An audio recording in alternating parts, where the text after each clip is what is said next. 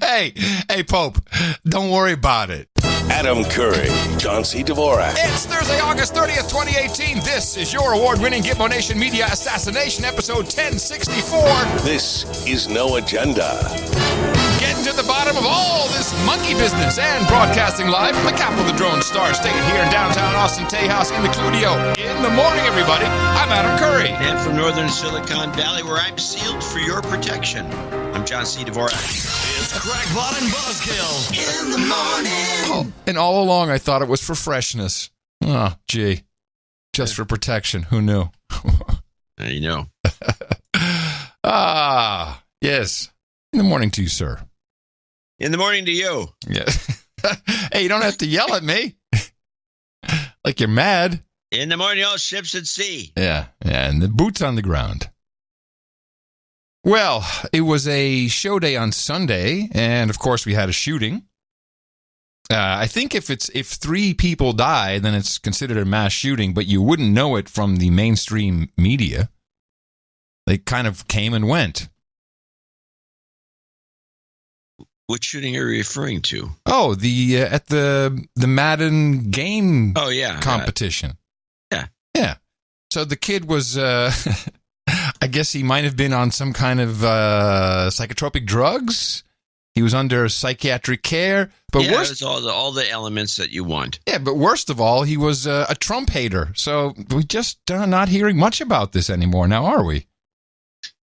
Well, apparently the elections are underway. We're kind of we got the last couple primaries out of the way. We're heading to the midterms, the finals. Yes. In November, and we have to focus on other things.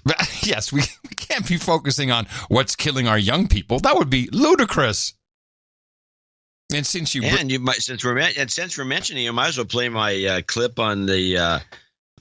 What's the name of this clip? It's the Big Pharma. I just picked this off the internet. Some guys on one of the it's like a podcast, elaborate podcast where they have these different kinds of editorializing. Uh-huh. And this is the I saw this media and drug companies. Yeah, this is just the beginning of it. With the exception of CBS, every major media outlet in the United States shares at least one board member with at least one pharmaceutical company. Let me put that into perspective. These board members wake up, they go to a meeting at Merck or Pfizer, then they have their driver take them over to a meeting with NBC to decide what kind of programming that network is going to air. And for those board members who aren't pulling double duty with a media conglomerate and a big drug company, they still understand that they can't be mean to Big Pharma because Big Pharma pays their bills. Drug companies spend about $5 billion a year on advertising with these media outlets. I think we do a better job than wherever you pick that up from. He goes on and on, but the point is about this last shooting, you'll note. Yeah. This is one of the few times where it was actually brought into the conversation that this kid was on drugs. Well, he had been hospitalized. There's nothing about drugs. I don't see that discussed anywhere. I saw the thing. He was on Xanax and something else. Oh, okay. Nice. And as soon as that happens, they pull the story. It's all over. Now, isn't it interesting that CBS gets a pass in that little clip he only gets a pass, if you listen carefully, they only get a pass because they don't have a board member but who's still. on a drug company. Still. Well, I would get a pass for advertising. I was going to go completely the opposite way as we were talking about elections. Oh boy, I'm really excited. Do you know who's running for 2020? Maybe, possibly, could be. Well, there's been a lot, including Oprah. But. No, we know Oprah's not going to do it. No. Our favorite petite man with the big head. Let's talk about where you've been standing a lot, Congressman, and that is in Iowa. 10 times over the last year and a half is what has been reported. And I like Iowa. My dad's from Iowa. I was born there. Yeah. In Iowa. Yeah, you were born there. There you go. People running for president also like Iowa. Do you know who it is yet? Well, it's not Corker. It's not petite male. Yeah, there's a bunch of them, though. I mean, I immediately, as soon as you say that, I think of that guy over here at Cal, the professor. No, this is Swalwell. Oh, Swalwell? Yeah, listen, Wow, I heard you about spend that. a lot of time there. Have you? Swalwell's an idiot. He's only a congressman from California. He's never done anything. He's deluded. He's floating balloons. Are you going to run for president? Well, I'm going to do all I can first to win my way back to Congress. I'm helping a lot of colleagues, particularly there's three seats in Iowa where we have two of our candidates under the age of 40. And then after the midterms, Poppy, I am going to consider it. But right now, I'm helping candidates who are stepping up to protect our health care, protect paychecks, and protect the democracy. And I'm just inspired by so many new candidates who are bursts of new energy, ideas, so inspired. And leadership. There was the news in there. Where are all these leaders with leadership that's inspiring him so much? The only one I know of is AOC. She's rather inspiring. Considering it. So not a denial. You're thinking about running for president. Why do you think that you would be, A, your party's best shot at the Oval Office, and B, the single best person to lead this country? Well, Poppy, this president has just taken a wrecking ball to so many freedoms that help give me, a first-generation person in my family, to go to college and opportunity. Okay, let's just review that statement. This president has taken a wrecking ball to so many opportunities that freedoms that gave my family opportunities. I'm not sure what freedoms he's taken away. This country. Well, Poppy, this president has just taken a wrecking ball to so many freedoms that help give me, a first-generation person in my family, to go to college and opportunity. I was raised to believe that if you work hard, it means something. And I think that having experience and energy to give Americans a health care guarantee, invest in modern schools, to make sure that we green our grid and our infrastructure, that is the path forward. Hey, that's a new one. Green the grid. I like it. I like that. Green the grid. The future for our country is a page forward, and I'm going to consider it. But again, right now, the best way to cut our time in hell in half is to win Congress, and we shouldn't look beyond that. He's got his talking points, so I like that. There was a guy, I don't have it in front of me, and I probably should have printed it out, which is a editorial in the USA Today by a professor at Pennsylvania who teaches some screwball course. And it is a screwball course when you look at what it was. But he goes on and on about how we're in hell with this president, and we have to make a deal with the devil with him. We have to offer him a pardon. So he can resign. Yeah, something like that. It just goes on. It's like what? Yes, this is still ongoing. Actually, this is a holdover from Sunday's show. This is Kamala Harris, and yes, indeed, the impeachment is on, and it's on in the context of the appointed Judge Kavanaugh, who still has to go through his confirmation hearing. And I think the reasoning behind what she's about to say here is we can't even consider confirming Kavanaugh for the Supreme Court because he would then be judging or responsible for the ultimate decision in some kind of impeachment hearing. I really need to speak to and want to speak to what's happened in the last day. I believe that the future of our republic is very much in the balance. I believe the future of our democracy is very much in the balance. Our democracy, it's a tape glitch. Our republic, it's like a tabletop. It stands on 4 legs. And those legs are 3 independent, co-equal branches of government and a free and independent press. Oh, that's new. I didn't realize that. Is that the way you're supposed to see it? Not that I know of, but it's okay. I don't care. It's new for her. Those are 3 independent, co-equal branches of government and a free and independent press. And as it relates to the Kavanaugh nomination and the hearings that are scheduled to happen in just 2 weeks, I would suggest that an unindicted co-conspirator to a crime should not be in the business of having the ability to appoint someone to a lifetime position on the highest court in our land, a court which invariably would hear the matters that are the subject of this very discussion. It's off the rails. So that's what's happening right now. And I think it's imperative that everyone pay attention to this moment and understand and see it for what it is, which is it is going to be a question about the strength of our democracy and our republic. This is a serious matter. Yes, Kamala, I'm convinced that if Bob Mueller Who the hell? Why? Where did the memo go out that every douche can call him Bob? Hey, Bob. Hey, Bob Mueller. Even if Bob Mueller were to say, well, that's it, no collusion, nothing to see here, I don't think they would give up. Oh, of course not. Come on. This is part of the strategy I was outlined in a newsletter 2 newsletters ago. Yeah. Bob Mueller's gone crazy. He must be on drugs. Can't be right. Sold out. Yeah. Co-opted. Yeah, sold out. Yes, that would be it. Yeah. He's in it for himself. Yeah. Yeah. So we had the flag controversy as well on Sunday. You notice that never was there any admission that the president himself told anyone to lower the flag. Do we actually know what happened for McCain? All we know is that Trump's a jerk. Yeah. Well, hello. That's all we know. I do have some interesting McCain flubs, which are just. Let's listen to those. That'd be a nice little thing. Well, I don't want to be dancing on the guy's grave, and I'm not really. Well, you already did that when he died, when you played the Pachenik thing. I was not dancing on his grave. Someone gave me a lot of crap for that. It's bad karma. Why? Bad karma. It's like I'm playing a different opinion. It might be bad karma to be sending him off with so many accolades he doesn't deserve. How about that for bad karma? What I'd like to know is how many military people will be speaking at his funeral. And I haven't seen any lined up yet. I'd like to know. They kept Sarah Palin from coming. I thought that was insulting. She's uninvited. The president's uninvited. Yeah. I mean, when you're going down and you're at the end, really?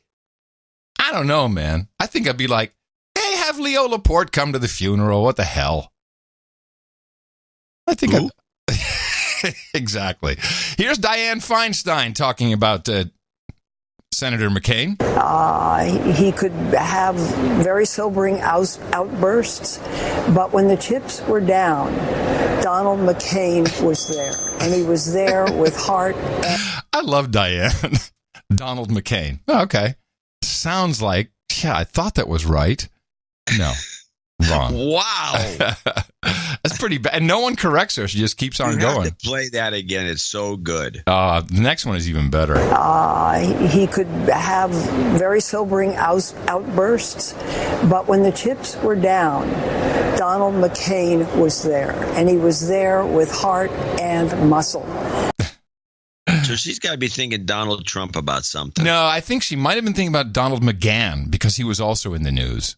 Trump's, I guess the White House lawyer resigned or is resigning or is leaving or I don't know. Who knows what Diane's thinking? But more importantly, what is this lady thinking? We begin today's show looking back at the life and legacy of John McCain. Okay, now we know who it is. Yeah. But man, Amy, this flub is pretty. She corrects it, though. Self-correcting flub. We begin today's show looking back at the life and legacy of John McCain, the 6-term senator and 2-time presidential candidate who died Saturday at the age of 81 of breast cancer at his home in Arizona. Of brain cancer. Wow.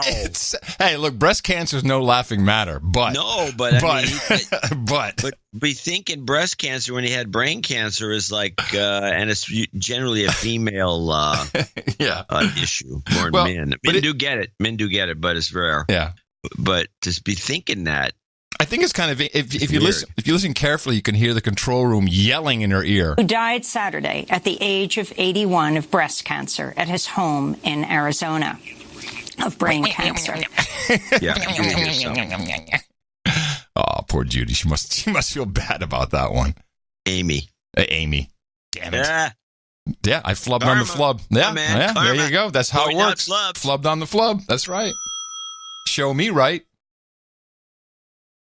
All right. Gotcha, bro. We were talking about Southwest. There's something being up with Southwest. Oh, yeah, with Southwest Air. Because their flights have been messed up, and you noticed it. And I got a note from Jeffrey Tuhig there in New Mexico.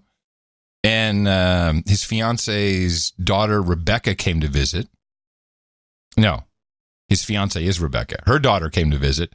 And her flight on Southwest was canceled. And here's what she found out. Southwest is systematic pulling planes for complete checkover and maintenance. This is because of the engine that flew apart. Oh, yeah. So they have to, I guess they're pretty tight with their planes, but they got to check them all. So that's what's happening. But that makes sense. It's problematic for the. It's going to go on for about a year then. It could go on for a while. Yeah, I think so. Huh. Yeah. Well, you heard it here first. Yes. Does make sense. We had a big event. The president did a deal with Mexico. It's not quite signed yet, but he did an interesting thing where he called the incoming Mexican president, Enrique. Called him on the speakerphone there in the Oval Office with, this is not going to mean much to anybody else, but I look at Trump and sometimes I see Ron Bloom. Do you know what I mean? There's a little of that. There's definitely some of that in there. And it's this kind of thing that really reminds me of, it's like, well, we'll just do this. We'll just get him on the speakerphone. And I don't know if you saw, but it took, at least 2 minutes to get everything hooked up on the speakerphone. This was something we had to make fun of. Wow, you can't even handle the speakerphone. Did you see this? No. Okay, so I have The Guardian. They, of course, needed to have this front and center. Forget about what this potential trade deal may be. Wow, what an idiot. He can't even operate the phone. So they put up the video and they put music under it and they edit it to show that he's a buffoon. It's a big day for trade, big day for our country. A lot of people. This is The Guardian. This is their editorializing. And I believe the president is on the phone. Enrique.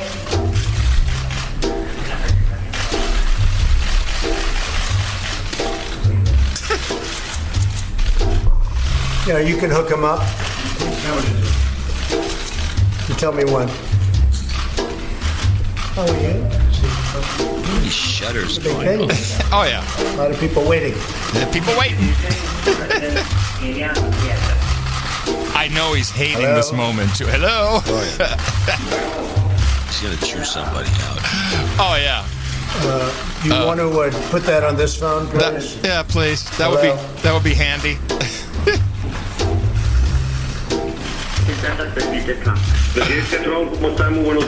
President Trump, how are you? Good morning. Thank you, Enrique. Yeah, that just keeps on going. And then, oh, my goodness, he said he hopes Canada joins. Oh, another slap in Trump's face. Meanwhile, our trade with Mexico in the United States is $500-600 billion a year. It's not insignificant. Right. Yeah, it's a lot. And the New York Times, they're like, oh, he lied again. He lied. He said this will be the biggest deal. No. If TPP had gone through, that would have been a bigger deal. That's all they had to say about it. I mean, I haven't seen any analysis of Yeah, how about some information? Yeah, like what's going on with it? Is slapping around. Actually, CBC did more than I could find in U.S. media, the Scandinavians, who will obviously be affected if this is the replacement for our North American Free Trade Agreement. And what do we do with Canada? It's much smaller, isn't it? Isn't it 50, 60 billion? Canada provides about half of our oil. They're much bigger. Bigger than Mexico? Oh, yeah. Really? Well, I can go look it up. I don't. This is just off the top of my head. But because of our dependence on them for oil, which nobody likes to talk about. Okay, what I've got is export $282 billion, import $299 billion. Now let me see. Mexico.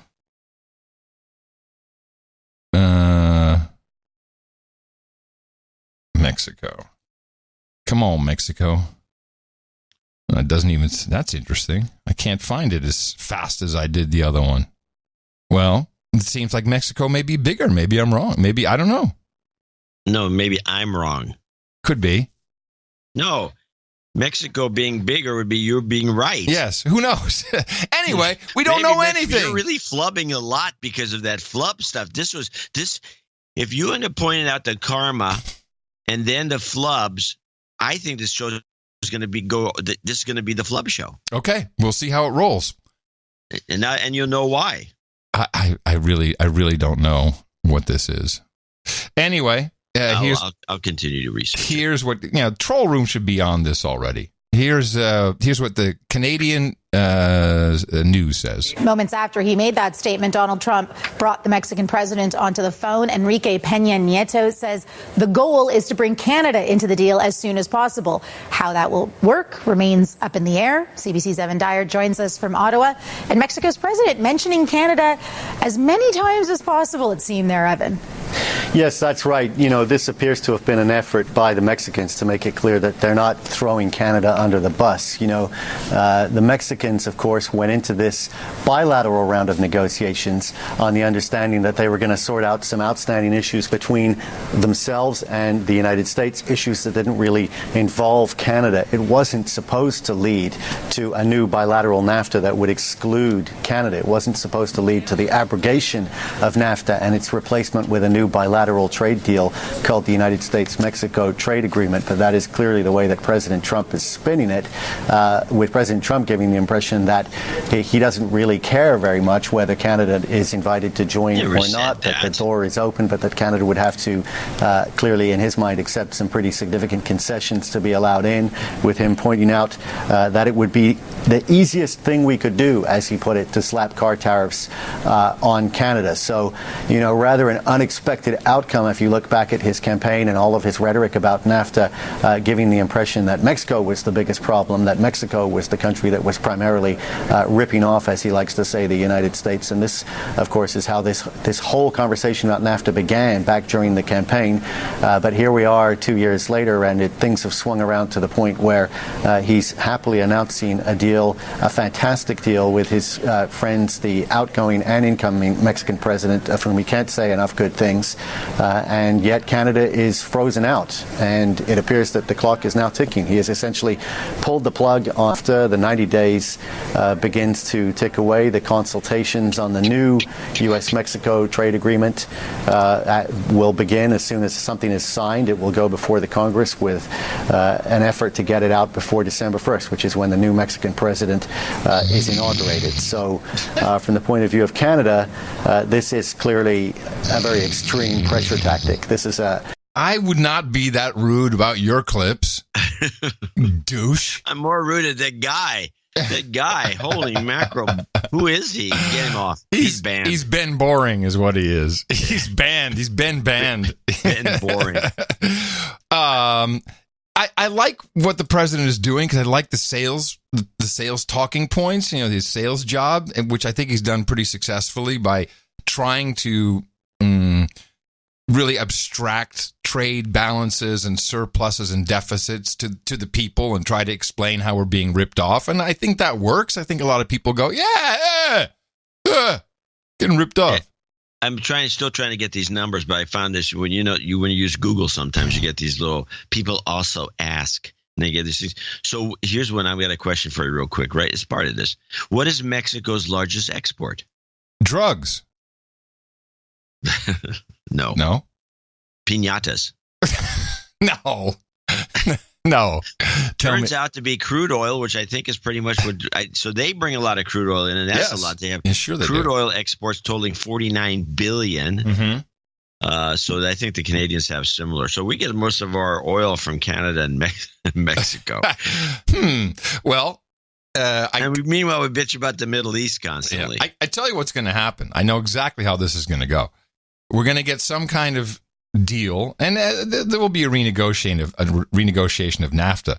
But I think it's important he does Mexico first, so that he can say, look, so we now have an extra $40 billion that I went out and got for everybody. Half of that is how Mexico's paying for the wall. Guarantee you. He could do that. That's what he's going to do. It wouldn't surprise me if he did. Yeah. But I say another real reason that you want to do Mexico first, because if both countries are oil exporters to the United States. Yeah, you can play them out against each other. Yeah, get a better deal. Which is probably what he's doing in the first place. That would be my guess. I will say, we had just about some of the things that Trump has done, has instigated the tax cuts.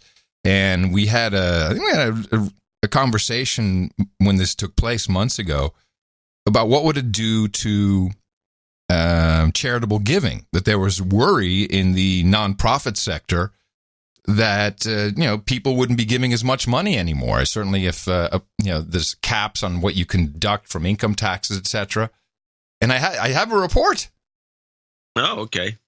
And I forgot to mention this on the last show. Getting back from Chicago, Tina was there with the Ronald McDonald House annual conference. Everybody from the whole world, all the houses. Right, major charity. Right. They received a donation from ABVIE, ABBVIE, which is, I think they're in construction. I have no idea. They usually construction donates to them. And they said, because of the tax breaks, we're giving $100 million to the Ronald McDonald House. Well, the corporate guys, yeah, because they're going to get a huge benefit, and their taxes are different. The problem with the argument was that the public, which has got its individual tax returns that are capped. AbbVie is pharmaceuticals, by the way. I'm sorry. They're pharma. The public is capped, but the corporations aren't. And if you start to really think about it, it's usually those monster donations that really make a huge difference. It might make a difference to the smaller little social justice I can tell you. Yeah, exactly. I can tell you that for any large nonprofit, it's really the corporations that do the brunt of the work, I think. Yeah. It's a different model. Anyway, that was nice. Yeah, I guess. Yeah. There was I didn't see any news articles on that. I'm so tired. I'm so tired of the news. You turn on local news, it's all the same. It's all the same. Yeah, you really have to dig to get stories. Anything. As you'll tell by my clips today, because I got some of those shallow stories, although entertaining. Yes, well, that is part of what we do. Some of the most shallow stories. I mean, we did have the only thing that kind of came out. Let's get back to the upcoming primaries. Is the monkey story? Yeah, I have I have the original clip. If that'll, I see you have some clips. Actually, I have it. I have the original clip incorporated and then kind of edited. Okay. I have a decent background. The only reason I say that is because I felt after I'd read all the headlines, like, oh my goodness, that when I really heard his whole clip in context, it's such bullshit. Oh, it's total bullcrap. But yeah, play the whole clip and then I'll play it. You'll hear it again with this clip. Okay, so this is Ron DeSantis. And he's talking about, is it Gillum, who is the Democratic he'll be running for governor, right? Yeah, he was promoted by Bernie Sanders, and he's an associate of, at least in kind, an associate of AOC. And he has a very socialist message.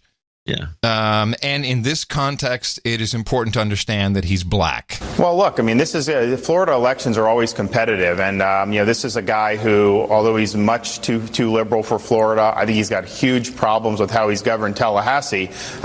He is an articulate spokesman for those far left views, and he's a charismatic candidate. And, I watched those Democrat debates. None of that was my cup of tea. But, I mean, he performed better than the other people there. So we've got to work hard to make sure that we continue Florida going in a good direction. Let's build off the success we've had on Governor Scott. The last thing we need to do is to monkey this up by trying to embrace a socialist agenda with huge tax increases and bankrupting the state. That is not going to work. That's not going to be good for Florida.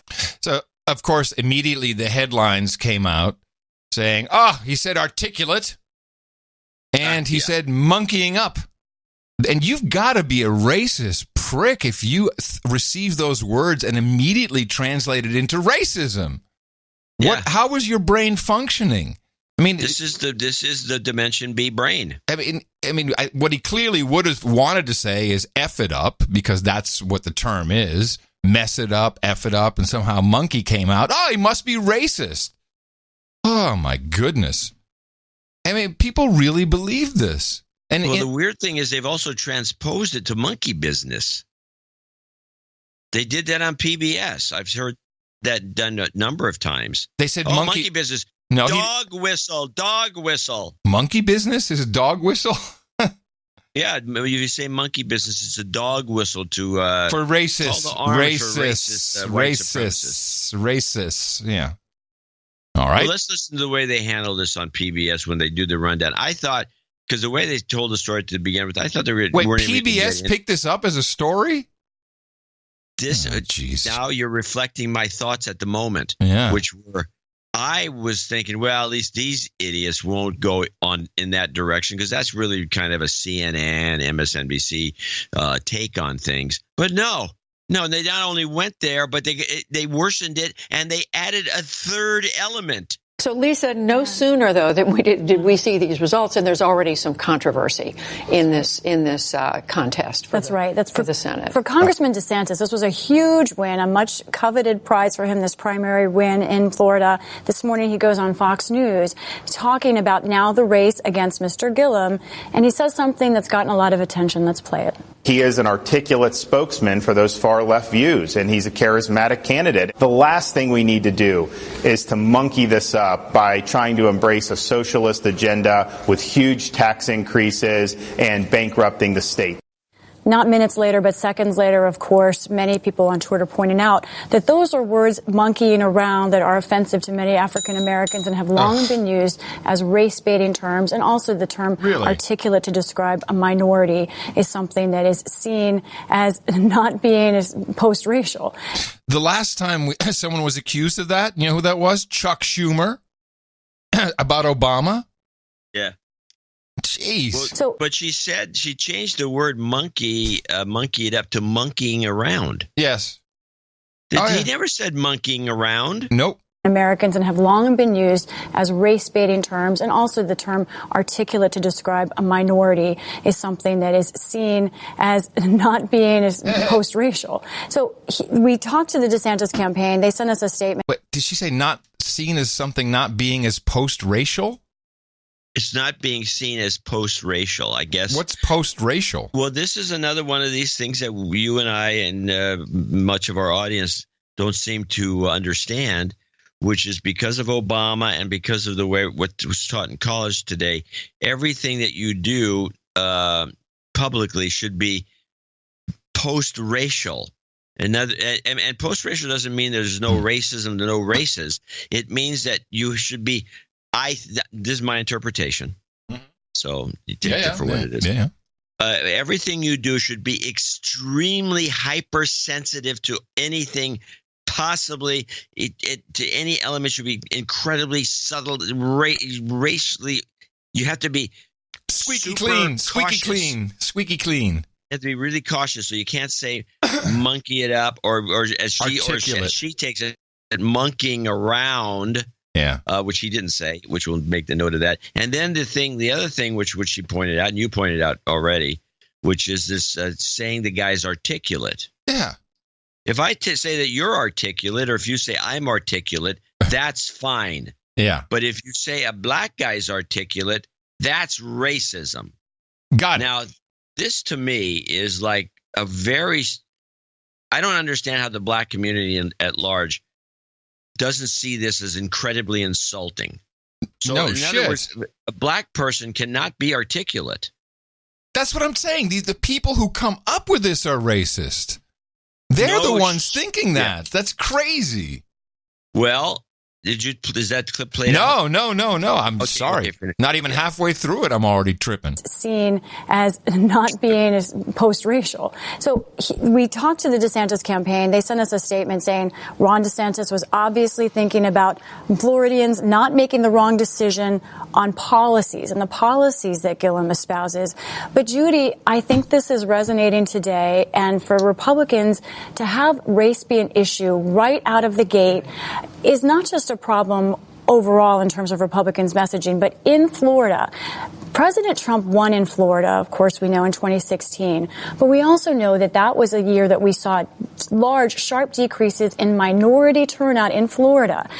President Obama won in Florida twice. So if you see an African American at the top of the ballot, especially when there's concern about minority issues, it's something Democrats think could drive out their voters. And meantime, on the other side, Kyle, the president has endorsed DeSantis. He did it some time ago. Today, he's weighing in, already criticizing Gillum with a tweet, and I'm quoting. He said, "Not only did Congressman Ron DeSantis easily win in the Republican primary, but his opponent in November is his biggest dream, a failed socialist mayor named named Andrew Gillum, who's allowed crime and many other problems to flourish in his city. This is not what Florida wants or needs. Yeah. So now this is, of course, Trump being a racist. Racist. This would make nothing but sense to support this guy, who's obviously a racist because he used the word "he's racist." Monkey it up, yeah. Or it's a phrase, and he also said he also complimented the guy as being articulate, which is an insult. Yeah. So we have to get all these things straight.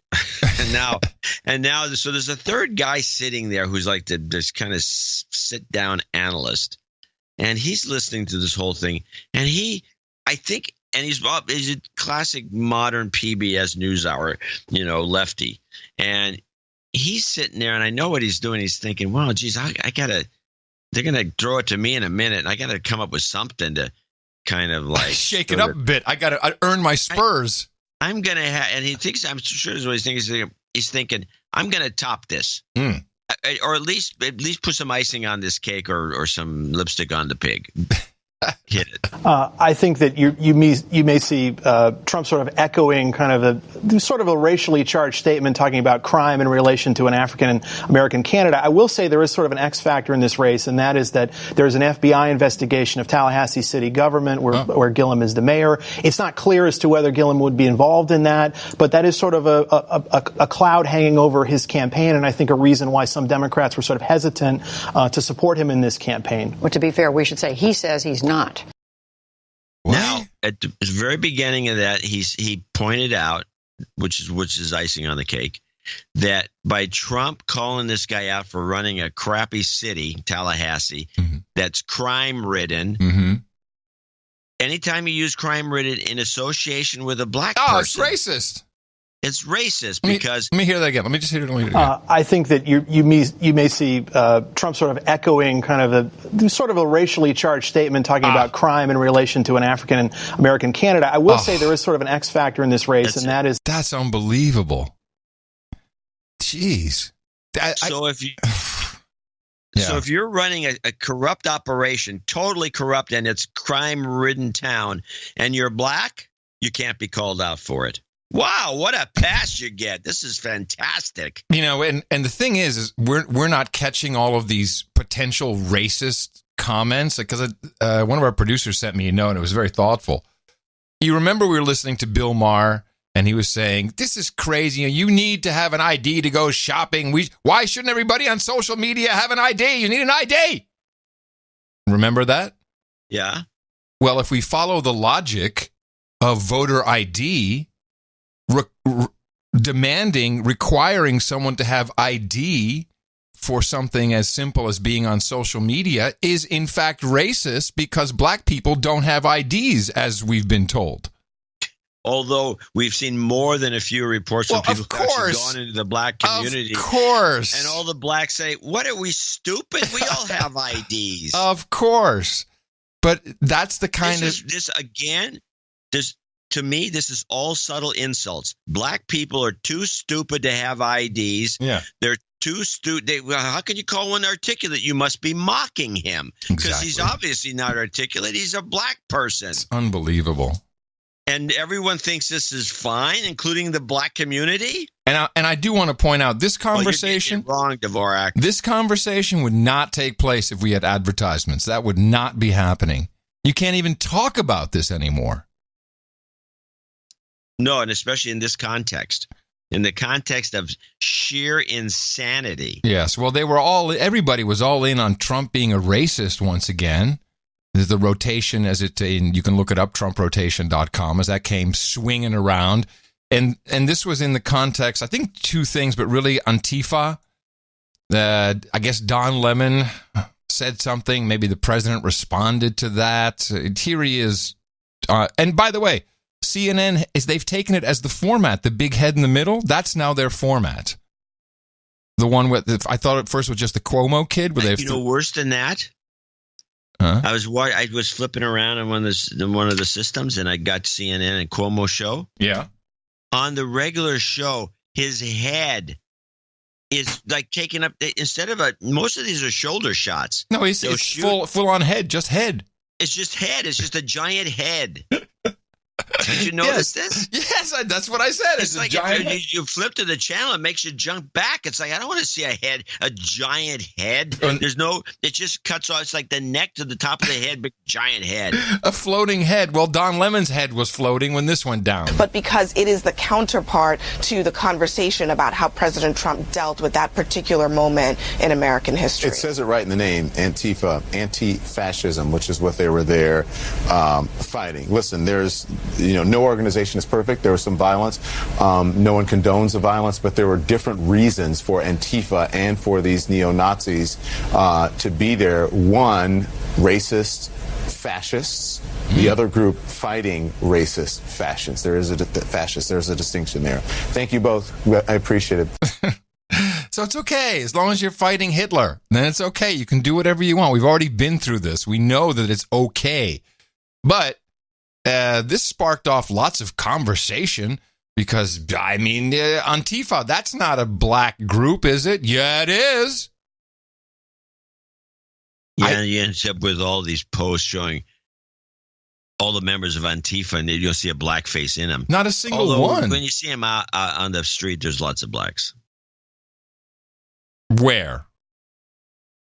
Well, most of the Antifa people I've seen, including, I'm sorry, I'm thinking Black Lives Matter. Yes, yeah, exactly. Well, so then there was this conversation about, so Trump was, of course, he's criticized Antifa, and I think this Don Lemon comment sparked some back and forth about, is it a black organization or not?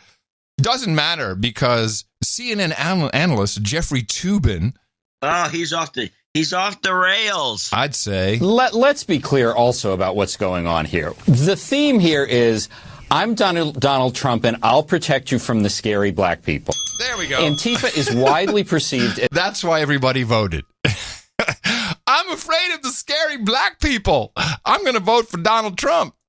Jeez. It's really insulting. I'm Donald Trump, and I'll protect you from the scary black people. Antifa is widely perceived as an African-American organization, and this is just part of the same story of LeBron James and Don Lemon and Maxine Waters and the NFL players and the UCLA basketball players. This is about black versus white. This is about Donald Trump's appeal to racism, and it just happens all the time, and we never say it, or we don't say it enough for what it is, but that's what's going on. Well, what do you think, Ron? Well, look, I don't just. But I would frame it more broadly. I mean, I think, Trump basically has portrayed himself from the beginning as kind of the last line of defense for his supporters against all the forces that he suggests are trying to take America away from them. And sometimes it is coastal elites, like his attack on Google this morning, and sometimes, often, it is minority leaders, like all the attacks that Jeffrey mentioned. The key, though, is, and what he said to the evangelical leaders really fits into this, I think, is that he is presenting himself, in effect, as a wartime president for red America. Only the war is largely against blue America. I mean, we've had presidents who've been accused of slighting voters outside of their base before. Trump, I think, really is the first one who actively kind of tries to demonize the voters and the parts of the country outside of his base as a way of consolidating and mobilizing his own supporters. A division is essential. It is integral to his entire strategy. And, of course, the price on that is it puts enormous pressure on the less partisan piece of the Republican coalition, mostly white-collar suburbanites, and that is where they face the greatest risk this fall among the very voters who we were talking about before in the last segment, who kind of look at what's happening and say, this is just too much chaos for me. I want some more checks and balances. Go ahead, Jeffrey. I don't know, Ron. I'm thinking it's just black people and brown people. Yeah, I think that's what it's about, and, yours is a very sophisticated. Well, I'm insulted now. How about those ugly yellow people, Toobin? How about the stupid red people? Only black and brown? Come on, the president's more racist than that. I don't know, Ron. I'm thinking it's just black people and brown people. I think that's what it's about, and, yours is a very sophisticated analysis, but I think it's just as ugly as it can be, and let's not forget, Donald Trump became a politician by making up a racist lie about the first African-American president. But have you ever heard... Look, it's a central part of it, Jeffrey, but it's not all of it, because do you remember, he does also do the media. I was just going to say, Jeffrey, you remember a time when a president warned of violence on the streets if his party loses? No. Beats me. I can't remember it. It's just off. That's bad. That's really bad. Hey, president just hates black and brown people. Yeah, it's simple. Yeah, very obvious. And why would you think any different? Jeffrey Tubin seems to be completely convinced. And with him, I'm sure millions. Sad. Well, I don't know how many, except for the people that promote these clips, you. I don't know how many people have ever heard that. It's just like, hey, the people who aren't watching Home and Garden TV, watch CNN. We all know this. I think, Home and Garden TV is a humiliation to these networks. People, if you don't know this, people out there, Home and Garden TV is a huge money-making bonanza, very popular, classic cable TV. It's just a cable network, and it totally annihilates CNN's ratings and everybody else. Yeah. Well, you I'd heard. rather watch that. Well, who wants to watch these guys? Every time I turn on CNN, it's just they have no balance whatsoever. No, it's just how much more can I hate? I'm not going to say just Trump. Trump is a big part of it, but no, how much more can I hate all Republicans? And conservatives? Trump being their leader is the worst, of course. Mm-hmm. But how much more can I hate on these people? So you have to mark it. Yeah. And now they got to the point where hating on whites. I hate whites too. Yeah. Well, you are white, Bill.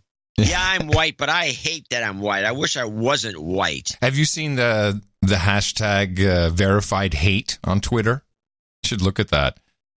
I have looked at the verified hate site, and the verified hate guy, people should look at that, has done a lot of research, and he goes back years. I don't know where he's getting some of these things. Well, he's getting them from tweets mainly. He's mainly finding tweets from people who are verified by Twitter. Yeah, he's found all the verified. Here's what I'm going to go off on this one. He's found probably hundreds of thousands of hate tweets, but they're mostly whites suck. Whites should die. Kill white. Kill whites. Kill whitey. Whitey kill should Trump. Die. There's a lot of kill Trump in there too. Kill Trump. Kill whitey. Kill this. Kill that. And the thing that gets me, because he's got this thing, it's a whole. I'm surprised Twitter hasn't taken it down. Yeah, but this is the whole point. Is you got to understand that they don't have algos. They rely on people reporting, and people don't report these tweets, of course. So that's why Twitter's not finding him. Well, here's what gets me about it. I have seen verified check marks on people with 35 followers. Yeah. The name is Kai or Eat Dog or something like that. People I've never heard of. I don't know if they're rappers or anybody that's – and you're not verified. Yeah. They hate Adam me. Curry, one of the original VJs at MTV, a very famous person. I'm a bot. I'm not real.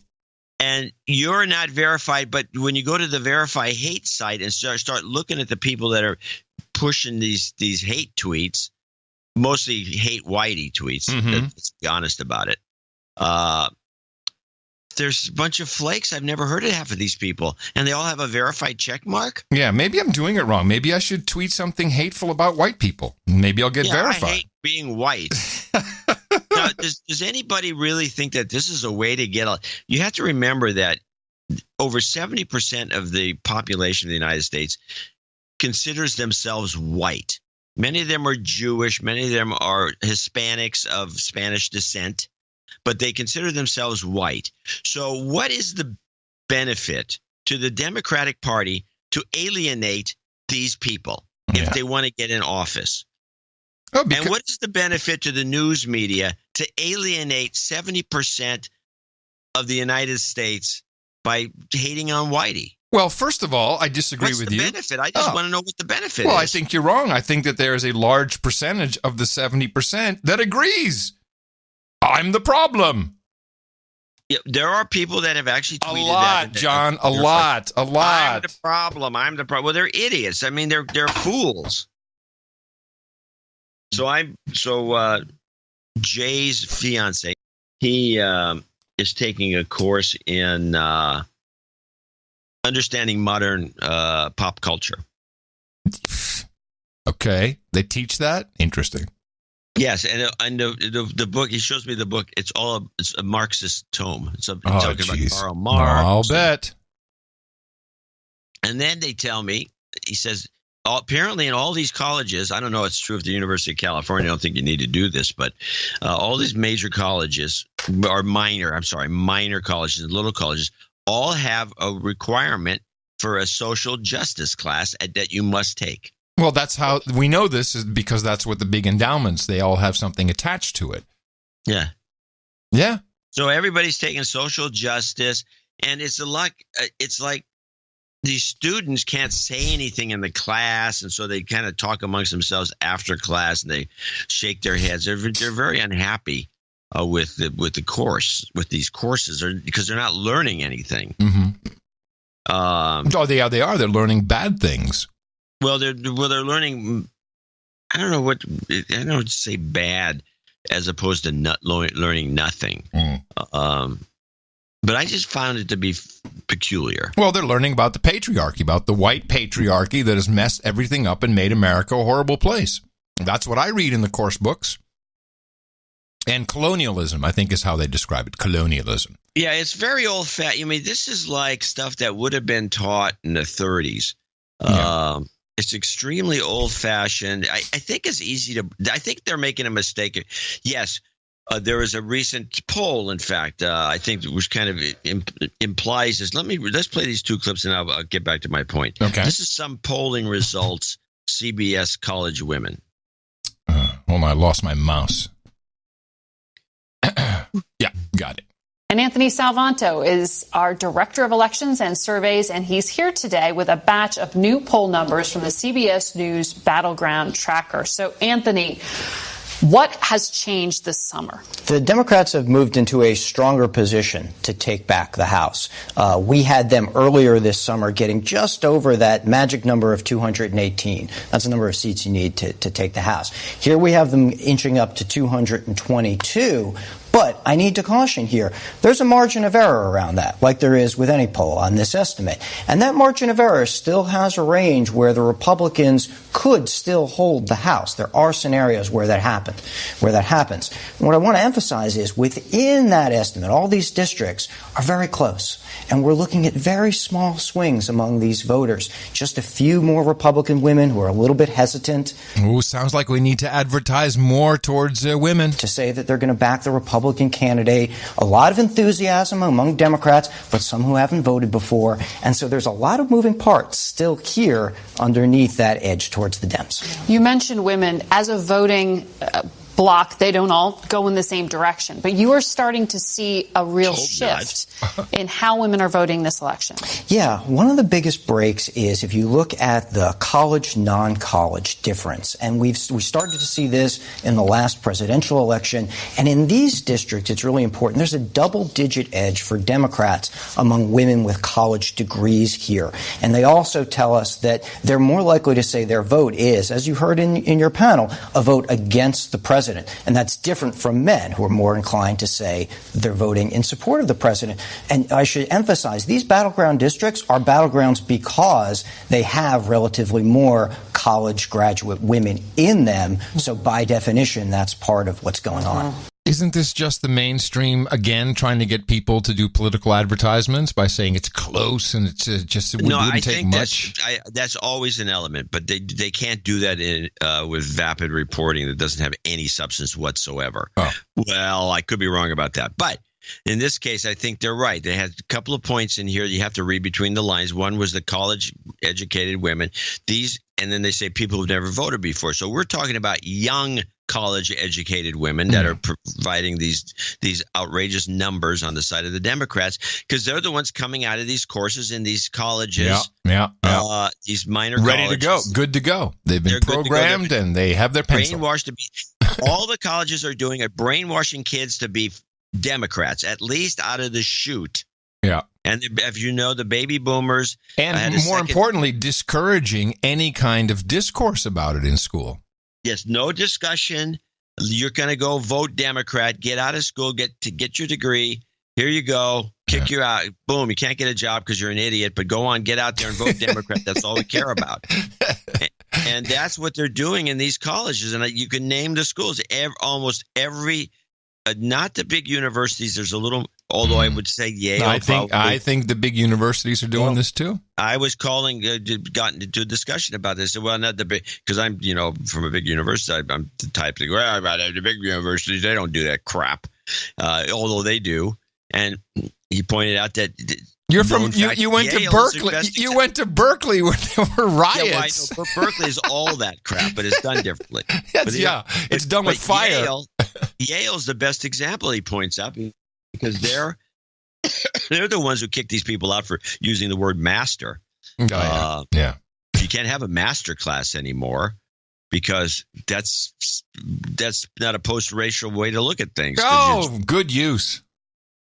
And you end up with a bunch, and that's what's going on. It's a Democrat mill. They've created this system, and a lot of these kids, and I'd say many of them, snap out of it after a decade, and they start looking at the facts, and they say, "Well, wait a minute, I've been lied to this whole time." And by the way, this is like a smoker. When smokers, stop smoking, they become adamant. Douchebags. They become nuts. Tell me about it. What they're going to end up with is a population of disillusioned Democrats who are going to turn conservative or Republican or whatever, and they're going to be so mad. They're never going to relinquish they're going to not even become free thinkers. They're just going to be knee-jerk Republicans. And it's all because they created with these lies that we try to uncover. Mm-hmm. They created this horde of Democrat students coming out of college. They're just going to vote Democrat because it's the only way to go. Yeah, I went to see my voodoo doctor, Dr. Ron, for my applied kinesiology. Yeah. And I love doing that. He's like pushing down in my hand. Yeah, you need this. This is good. This is not so good. And do a little acupuncture. And I said, so what's the patient load like these days? What do you get? And he said, I'm seeing a lot of stress. Really? A lot of adrenal issues, which is, directly related to the amygdala. Because, people have a lot of adrenal issues, tons of stress, more than normal. And I understand. You know what you get from this? You get really bad illnesses. When people are this frustrated, your body will start to eat itself. Sometimes we call it cancer. It's very unhealthy. Well, there's more than a few ailments that fall into the category of your body turning on itself. Yeah, I'm just pulling out one we all understand. Because I think that's a big part of it. This is a creation. It's artificial. The media has been feeding it, and it's all to just feed the Democrat Party need for votes because they can't get votes on the issues. They can't get votes on the issues. They can get votes by calling people racists or idiots or red-faced dumb screw-ups or whatever you want to do to Cheeto head. Cheeto head. I'm not voting for him. And it's like you damn Cheeto head. And which is a hateful way of doing things. They're in trouble. Yeah. And I will bring this up. This is an obscurity, but I'm not unsubscribing to the idea, which is what talk show host Rush Limbaugh has been promoting. His thesis is that what's going to happen in these midterms is not going to be what anybody expects because the Republican base is getting so annoyed with the coverage that they're going to come out in droves. It may be. Right. Generally speaking, the Republican, any party on the off years, they just stay home because we got our guy in. When is the last time that a party had the three branches and kept it during the midterms? That seems I don't rare. know. There's no time I remember. Maybe that once. Seems rare. Once during Clinton, maybe once during Reagan. But yeah, it seems very rare. But in this case, his theory is that this is all backfiring, which is kind of my thesis. I'm sorry, three branches and the press, I should have said. What am I thinking? They pushed this hate Trump agenda in the election that got him elected, and now they're continuing to push it. It didn't work the first time. Yeah. Yeah. Anyway, so that's where we're. What's the second clip you have on this? This is the follow-up. Yeah, play it. That's happening. Historically, and I know Anthony talks about this, you expect about 30 seats to be lost for the president's party in power. What the president's trying to do is defy history and basically say, can I nationalize my local Trump voters to support a local candidate? If he can do that and get out to all those states he wants to get to those last 30 days, that changes this from a referendum, which it normally is on the president's policies and his character, to a nationalized election saying that we fear open borders, we have a strong economy, you have to be patient and wait for the long-term effect. And that's been the challenge. Leslie brings up a really good point about who's more motivated to vote in this election. Mm-hmm. And we've been seeing in all these special elections for the House, Democrats have been outperforming their traditional vote percentage. They have been turning out at a higher percentage. And my colleague looked at the last special election in Ohio, where you have a great combination. This is around the Columbus suburbs and the more rural parts of Ohio. In the Columbus suburbs, where you're going to see a lot of these voters like we saw here in suburban Virginia, they turned out at about 60% of their 2016 average. Okay, so they were turning out at a very high rate for a special. Are we going to go through this again where it's all going to be 95% blue wave certainty? It's just not going to pan out. I mean, when will it stop? When? Election. In the very Trump rural parts of the district. Remember, Trump went into this district and campaigned. The vice president went into this district and campaigned.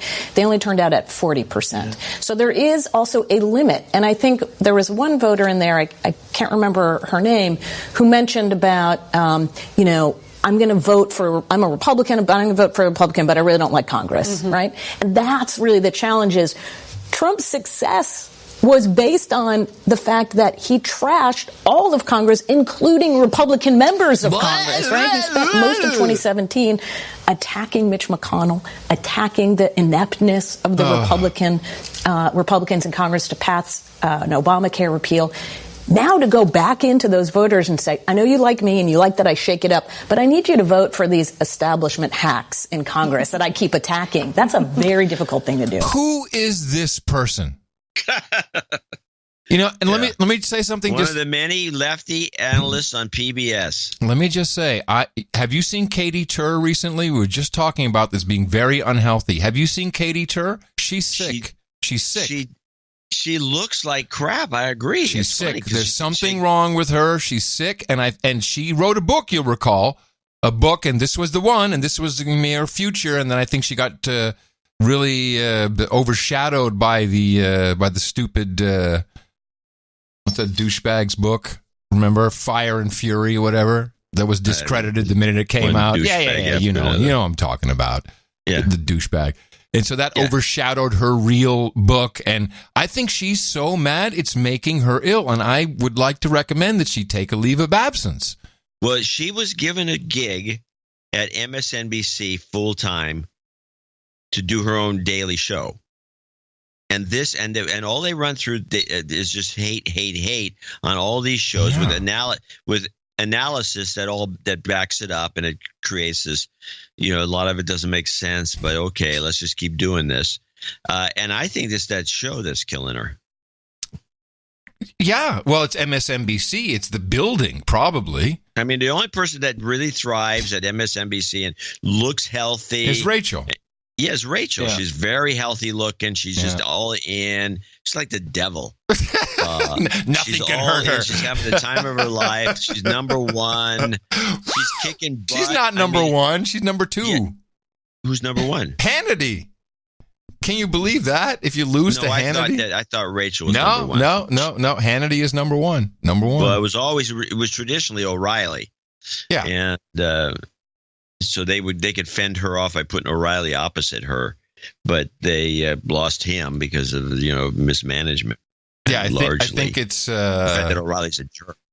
I think it's Hannity and then Tucker or Rachel. I think they're neck and neck. Rachel is either one or two, but last time I looked, she was number one. But she gets a big audience and she's having the time of her life. She's very. But I don't see how anybody who's actually trained. I mean, she's really a radio personality, is what she's always been. Yeah. I don't see anyone who's really trained in journalism and objective reporting can sustain themselves in that environment. I think you're right. She doesn't look right. She doesn't look sick. No, Katie looks sick, and I am worried. I'm worried about a lot of people. I don't mind that they have different thoughts, but it's really going to make a lot of people sick, and and people like, well, Rachel, I think is good that she's in it and she's healthy, because the minute she starts to go down, she'll take a lot of people with her. This is contagious. It's just my thought. So then this is based. Let's back up. We have to remember that this whole line of thinking was based on your visit to the chiropractor. Yeah, well, and I'm just giving you what he said. He said, I'm seeing a lot of stress issues, a lot of adrenal gland problems. Now, what I always like to point out is, why is there a lot of stress? Is it because the traffic is too busy because things are going well, or you got a new job? I mean, what is going on that is creating this stress? Objectively, what can you point to? Oh, well, that the Trump's fact president? that... I mean, so what? No. That Hitler is president, and he's pro the Nazis who are against the white Black Lives Matter Antifa people. Yes, that's what's going on. People really believe that he's Hitler. You can't just say this over and over again and not have someone pick up on it. I mean, we laugh because we've been around. We're also old. So we're like, They said this of Bush, and I'm sure they said of Nixon. Bush was the Antichrist. He was the Antichrist. He was also Hitler at some point. So, we've heard this. We've heard this, but people are not prepared. They have no idea what's happening to them. Fine. Well, especially with the kind of brainwashing they're getting in school. The school systems, both high school, I'd say it starts at grammar school, high school, and college now, which I never thought was going to get as bad as it's gotten. But they're just pushing out people that are just dumb. Well, we'll be talking more about this and the purge after we thank a few people for helping keep our show on the rails. And with that, I'd like to thank you for your courage. Before you thank me, I should mention that at 10:20, I believe, I'm going to check it out. We had a nice little earthquake here. Oh, that made me wonder if we're going to go off the air. How nice? How little was it? And why didn't you mention it? I'm on a big rock, so the thing, it's hard to tell it from here. But it was enough that I noticed it. Yeah. You okay? You feel okay? Do you think we can thank people, or do we have to wait? Well, I was thinking that we could probably wait a second while I kind of come down from this earthquake high, and then I can maybe... And he's got the spreadsheet open. Yes, with that, I'd like to thank you for your courage to say in the morning to you, John C., where the C stands for college, non-college, Dvorak. In the morning to you, Mr. Adam Curry. Also in the morning to ships at the sea and the feet in the air and the subs in the water and all the dames and nights out there. And we say in the morning to our troll room at noagendastream.com. Good to have you guys there. As always, let me see how many people are listening with us. Let's see. We can check this. No, I guess I'm not allowed to check it. 933. Well, little under. Normally have about 1,000 for our Thursday show. It sounded like it started off rocky. It's my karma. I also want to say in the morning to Conan Salata. He brought us the artwork for episode 1063. We titled that one Fraternity. And this was, only if you listened to the show would you understand this artwork. It was great. It was a bunch of millennials sitting around having brunch with kinetic sand. And that fit perfectly in that particular episode. And we actually looked up kinetic sand, which is sand that's fun and easy to play with, which is what you need these days. It's the new kind of sand. It's the new sand. It's post-racial. It's better than old sand. It's post-racial sand is what it is. It's really nice. And I want to thank Conan and then, of course, thank all of our artists who diligently upload to noagendaartgenerator.com as part of our value network, and we really appreciate it. One of our producers, I think he tweeted out that, maybe it was on Mastodon, that he, on noagendasocial.com, that professionally, some form of dude named Ben Job, he sees tens of thousands of podcast feeds, and he says only about 25 of all that he's seen change their artwork regularly out of tens of thousands. And we're one of them. 25? There's that many? Yeah. Apparently there's some other smart people out there. Yeah. Huh. That surprises me. So we appreciate it. Thank you, artists. We do have a few people to thank, starting with Anonymous, $567.08. He says, cold read. Okay.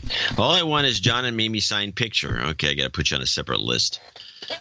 Incredible. Like no agenda, I donated anonymously instantly. 10K goes easy. Love you guys. About that, stay committed. No real conflict. About that, stay committed. Okay. Yeah. Nice. All right, Anonymous. Thank you. John, make sure you send out that picture. I'm going to have trouble with this one because I think I sent him a note. Yeah, I think I maybe sent him a note. Because I need his address. Some anonymous donation doesn't help. Kevin McLean, Port St. Lucie, Florida, $500. And I looked him up and couldn't find a note or anything. Huh.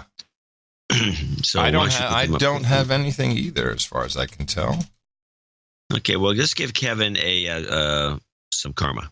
We can always do a little bit of karma. Here we go. You've got karma.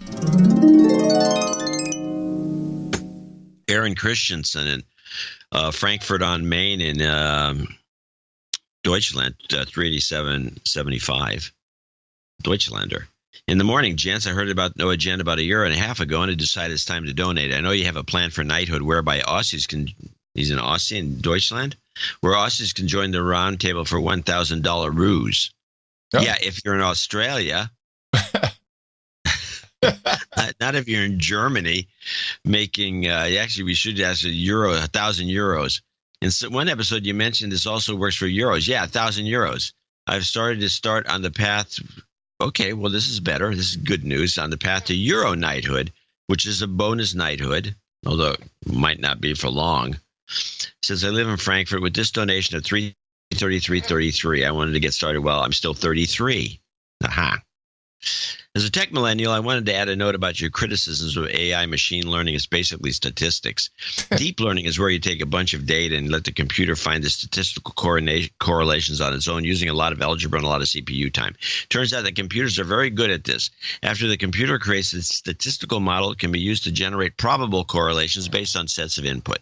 This works surprisingly well, and a computer-generated model trained on good data is often better at predicting correlations than a human. This technology is real and very impressive. It's what's behind software like image recognition, which has its moments of usefulness. It has its moments, sure. Some of it. The problem is that, by the way, I will say this. If Aaron seems to be into this, when you come up with your stock market AI that actually can find some correlations between what's going to happen to Tesla. Yeah. Give us send us a note. Send us a note. You'll be knighted instantly. Yes. The problem with this, humans try to do with it because the problem is what humans try to do with it because this technology is impressive. The current trend in AI is to attempt to shoehorn every problem into statistical modeling, and that doesn't work. Anyway, jingle request. You had that clip of the SJW screaming over and over. Then someone took it and put some really nice 70s kind of rock behind it. I don't know what the hell this is, John. There may have been some goat scream mixed in. Not sure. Anyway, what's that show for the end of show, if possible? And so we have to assume it's not. I have no idea. What is this? Let me see.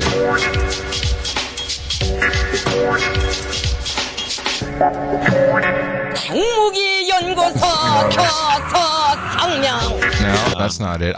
Is that social justice warrior there? No, that's the Korean lady. I really don't know what it is. Anyway, Aaron signs off, your American tech millennial in Frankfurt and future Euro night. All right.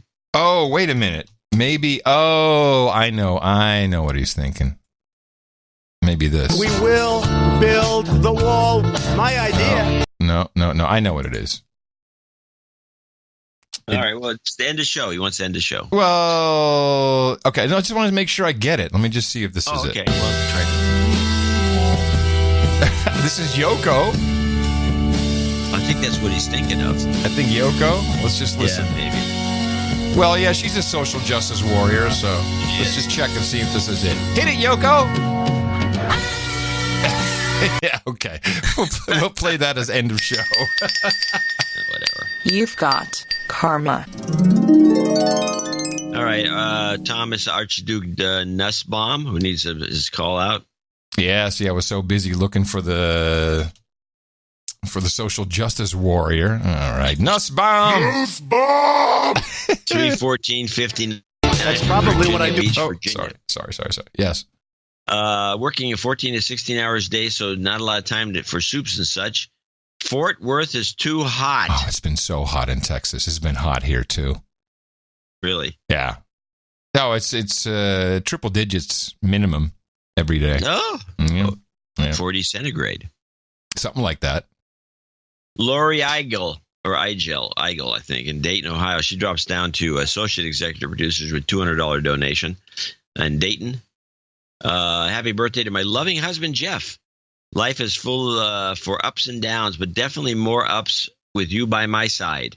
For jingles, he would like Foamer, followed by Goat Scream. Also would like to call out our son, Just. He wants to call out their son, Justin, as a douchebag. No explanation. Okay. Maybe just a generalized douchebag, that poor kid. I guess. Justin, yeah. Yeah. Be nice. You've got. Oh my God! Woo! Listen to that goat! Karma. That's a new mix. But wait, we don't have that birthday on the list. So from Laura to Jeff. Okay. Lori to Jeff. And when does he celebrate? No details. Okay. All right. Eigel? We settled on Eigel? I think Eigel would be good. Yeah. Okay. Eigel to her husband. Okay. Sounds too much like a Apple version of hair gel. The eye gel. The eye gel. Yes. Sir Mark Wilson and $200. Baron of Glasgow. The show has been fabulous as always. I'm dismayed at the levels of donations you received over the summer. Every summer it varies from summer to summer, but this was a bad one. Can I please have some jobs and flat hunting karma, as it seems I've been pretty short of luck lately. Best wishes, Sir Mark Wilson, Baron of Glasgow, in exile in London. Yes, of course. I'd be happy to do that. Here you go. Jobs, jobs, jobs, and jobs. Let's vote for jobs. You've got karma. Well, there's supposed to be an upcoming real estate crash in London, which should help him quite a bit. Yeah, well, it's happening here too. Yeah, well, it's about time. Yeah, no kidding. Yeah, prices are definitely coming down here. Good. Well, good. Just in time for the zombies to arrive. Send more homeless their way. No, go away. Who's next?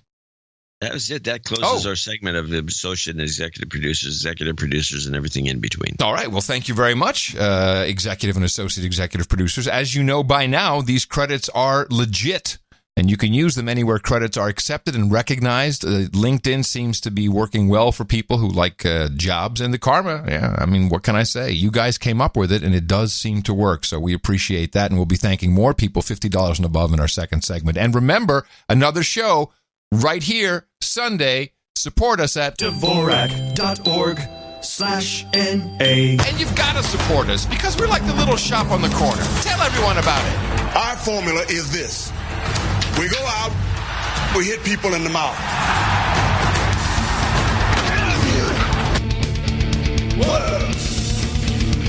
Shut up, slave. Shut up, slave. So the president leveled the playing field a little bit with his with everyone's with the general conversation about the purge on the social networks, and he brought Google into it. I think what Google and what others are doing, if you look at what's going on at Twitter, if you look at what's going on in Facebook, they better be careful because you can't do that to people. You can't do it. We have literally thousands and thousands of complaints coming in, and you just can't do that. So I think that Google and Twitter and Facebook, they're really treading on very, very troubled territory, and they have to be careful. It's not fair to large portions of the population. Now, here's what's interesting about this. Every deconstruction of his statement that I saw, and there were a couple of tweets that go along with that, they all focus on Google News.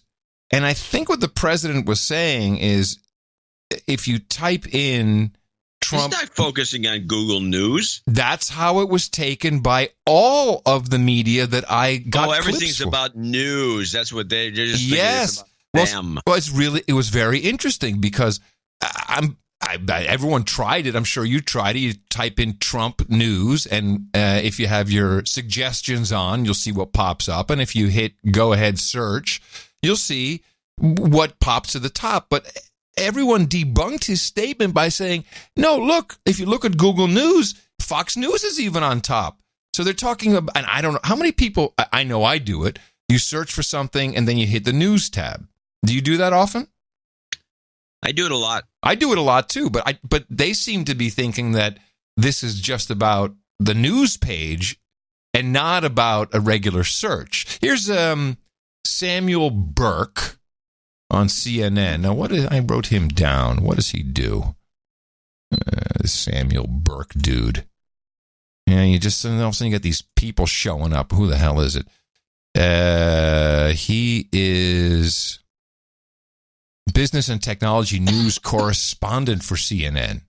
He anchors programs on both CNN International and CNN en Español.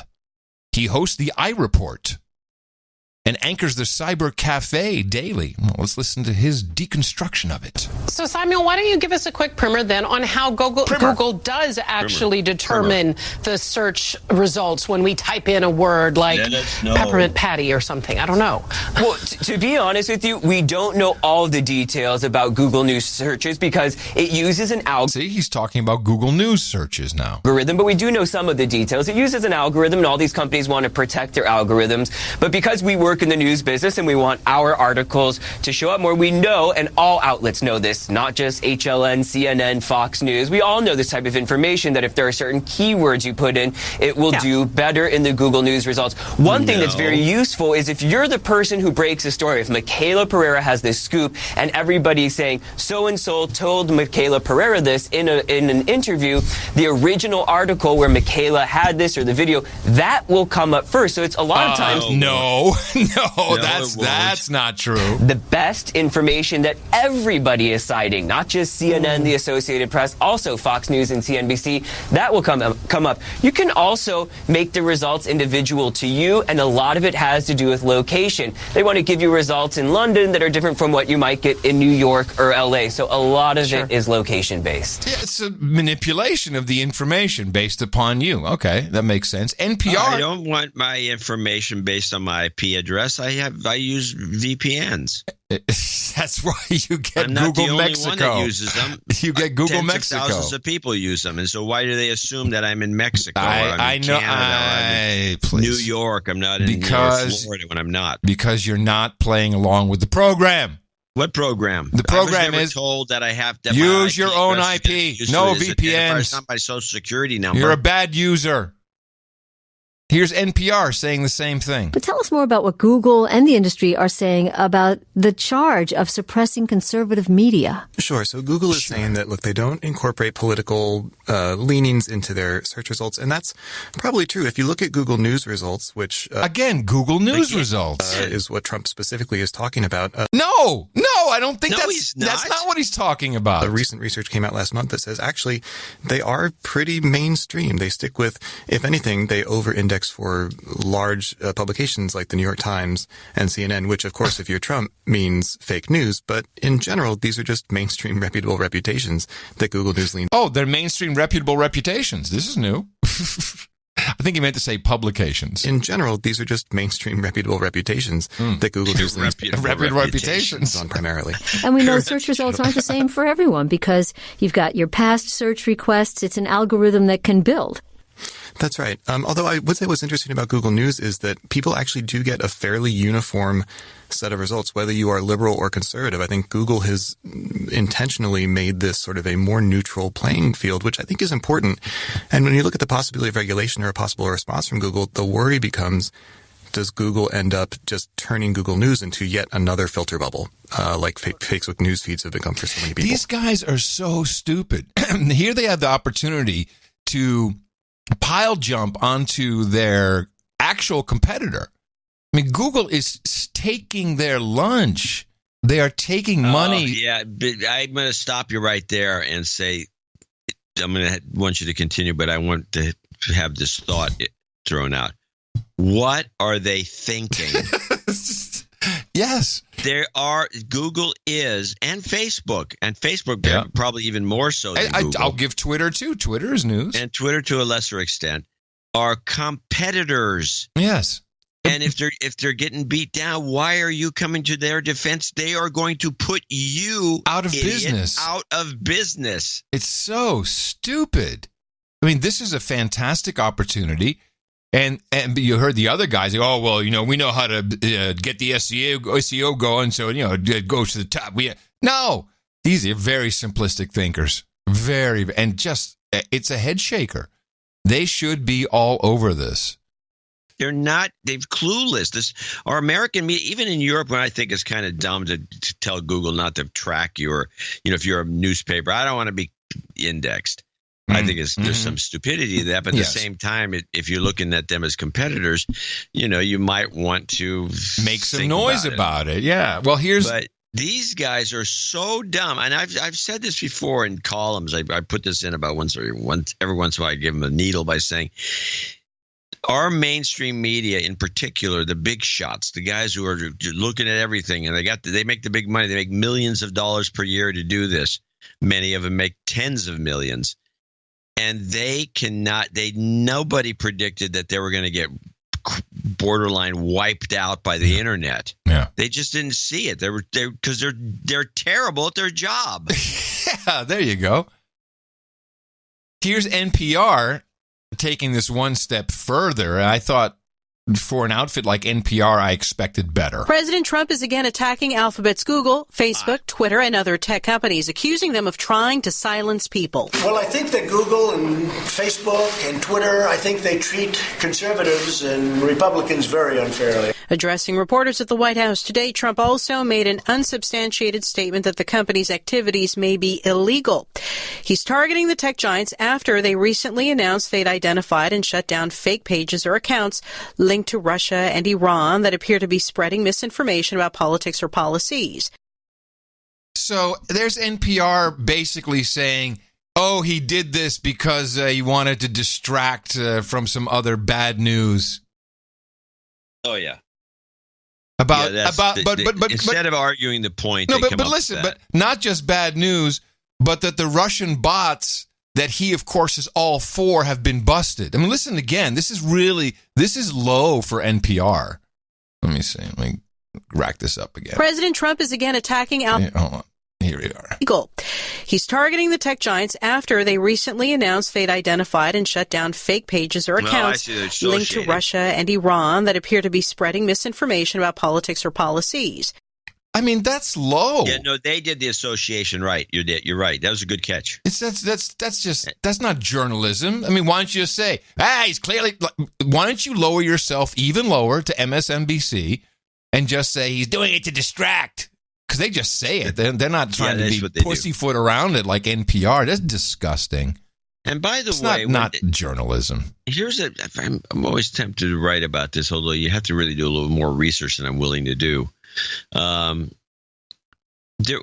you look at the child pornography laws, there are provisions about storing these photos and keeping them or whatever you're doing. How come these large operations that store photos for free online, or like Tumblr, for example, has a lot of very, very lewd photos in its archives? How come somebody doesn't bust these guys, these big companies that are storing these horrible photos? Well, not just storing, but they're identifying them. We know from the Facebook video reviewer interview in the Dutch newspaper that they're seeing this stuff. Are they also reporting it? There you go. I mean, Are they reporting it? Or are they just saying, "Oh, no good, get rid of it"? Or are people getting picked up for this? You would hope so. You'd hope so, but I doubt it. It's too much work. If I've got a wide open system and I've just let the thing go nuts, and people are uploading all sorts of illegal material by today's standards and by today's laws, and many of the laws are very harsh, and my system is filled to the brim with them. Mm-hmm. How come I'm not taken to jail? Because you're Google. I don't know. You get a pass. You get a pass. Here's a different question that I saw raised. Facebook and Google are both, and Twitter, I don't know, but Facebook and Google are both government contractors. Right? They have government contracts. And plenty of them. Well, that puts certain responsibilities on them. And I don't know if they segregate this out by business units or maybe by calling yourself Alphabet and moving Google over somewhere else. But you can't just suppress speech if you're a government contractor. So I believe certain laws start to apply to you if you are, in fact, a contractor. You're partially the government. Maybe. Is there anything to that? I don't know. I never thought of that. I was just like, oh, that's interesting. We got lawyers out there. Maybe some of them can give some insight into this. For sure, though, we saw the first. I was kind of waiting for this to happen. The mob kicked someone off of Mastodon. So, for those of you who do not know, there's a decentralized social network. It stemmed, I think, originally from GNU Social, and now you have it's a protocol, and many different types of community servers can speak this, and so you can follow people all over the world. It's like a Twitter, decentralized Twitter. Yeah, decentralized Twitter, where the only person who can kick you off is the person whose server you're on. Or, of course, if you're on a server that doesn't want to be bothered by KKK Nazi quadroons, you can block the entire other server, which I think is the way it should go. But we had a celebrity move away from Twitter, leave Twitter, and go to the Federation, as we call it, the Federation of Social Networking Space. Will Wheaton. Yes. Where did he quit Twitter? He quit Twitter. Went.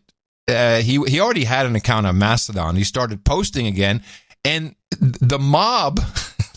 I think it might have been a Mastodon.social. The mob. So you mean the mob, insofar as the public, not the mafia? No, the mob, the online mob. Yeah, they just started reporting him over and over again until the administrator said, "Hey, man, I can't deal with this anymore. I got to kick you off the server." So they're kicking people off there too. It's great. It's fantastic. Wow. Now he has options. Call that kind of thing, that pressure. It's not doxing. That's a different thing. No. Well, but this is be a name for doing something like that to someone. Well, yeah, it's called the power of the people, which I'm still baffled. The only people who figured this out are Media Matters, the New Outfit, Sleeping Giant. They understand that as long as you're dealing with a corporation whose customers is not you, whose customer is someone else, whose customer is advertisers, mainly advertisers, that you can force them to do almost anything you want. And I am. Why don't we just quit this and do that? I'm telling you, I am in awe of what some of these guys do. If you've seen I'm sure you've seen the Soros Media Matters social media censorship document that was been floating around. And this was the plan all along. And David Brock, you know what? Kudos to this guy. They figured it out. They figured it out. All you need to figured it out. I mean, you look at what Sleeping Giants is doing. They're very smart. So, and of course, a lot of these ads show up on places because of ad networks. In fact, most of them do. There's not a lot of direct placements on Breitbart. But the minute an ad shows up in rotation, they start tweeting en masse to the advertiser saying, hey, do you know that you're showing up on Breitbart? Here's how you can stop it. And they all reply the same way. Oh, gee, thanks for bringing it to us attention. We'll take care of it right away. But that's just minor. That's minor stuff. Look at the. Someone sent me a backup or the background story of the NASCAR sponsorship of Lilly Diabetes. So yeah, it's ridiculous. Yeah, what is the background on that? Okay, that's good. Let's tell people what it is again. This is from Zach Brown. He says, I'm glad to hear you discuss the incident involving Connor Daly on the show. I wanted to let you know, while you discussed the most ridiculous part of the story, you left off two parts that lead up to Connor losing his sponsorship from Eli Lilly. Here it is. The entire event started last week when the local play-by-play caller for the Indianapolis Colts, Bob Lamey, retold a story about an IndyCar driver in the 80s that dropped the N-word while being interviewed.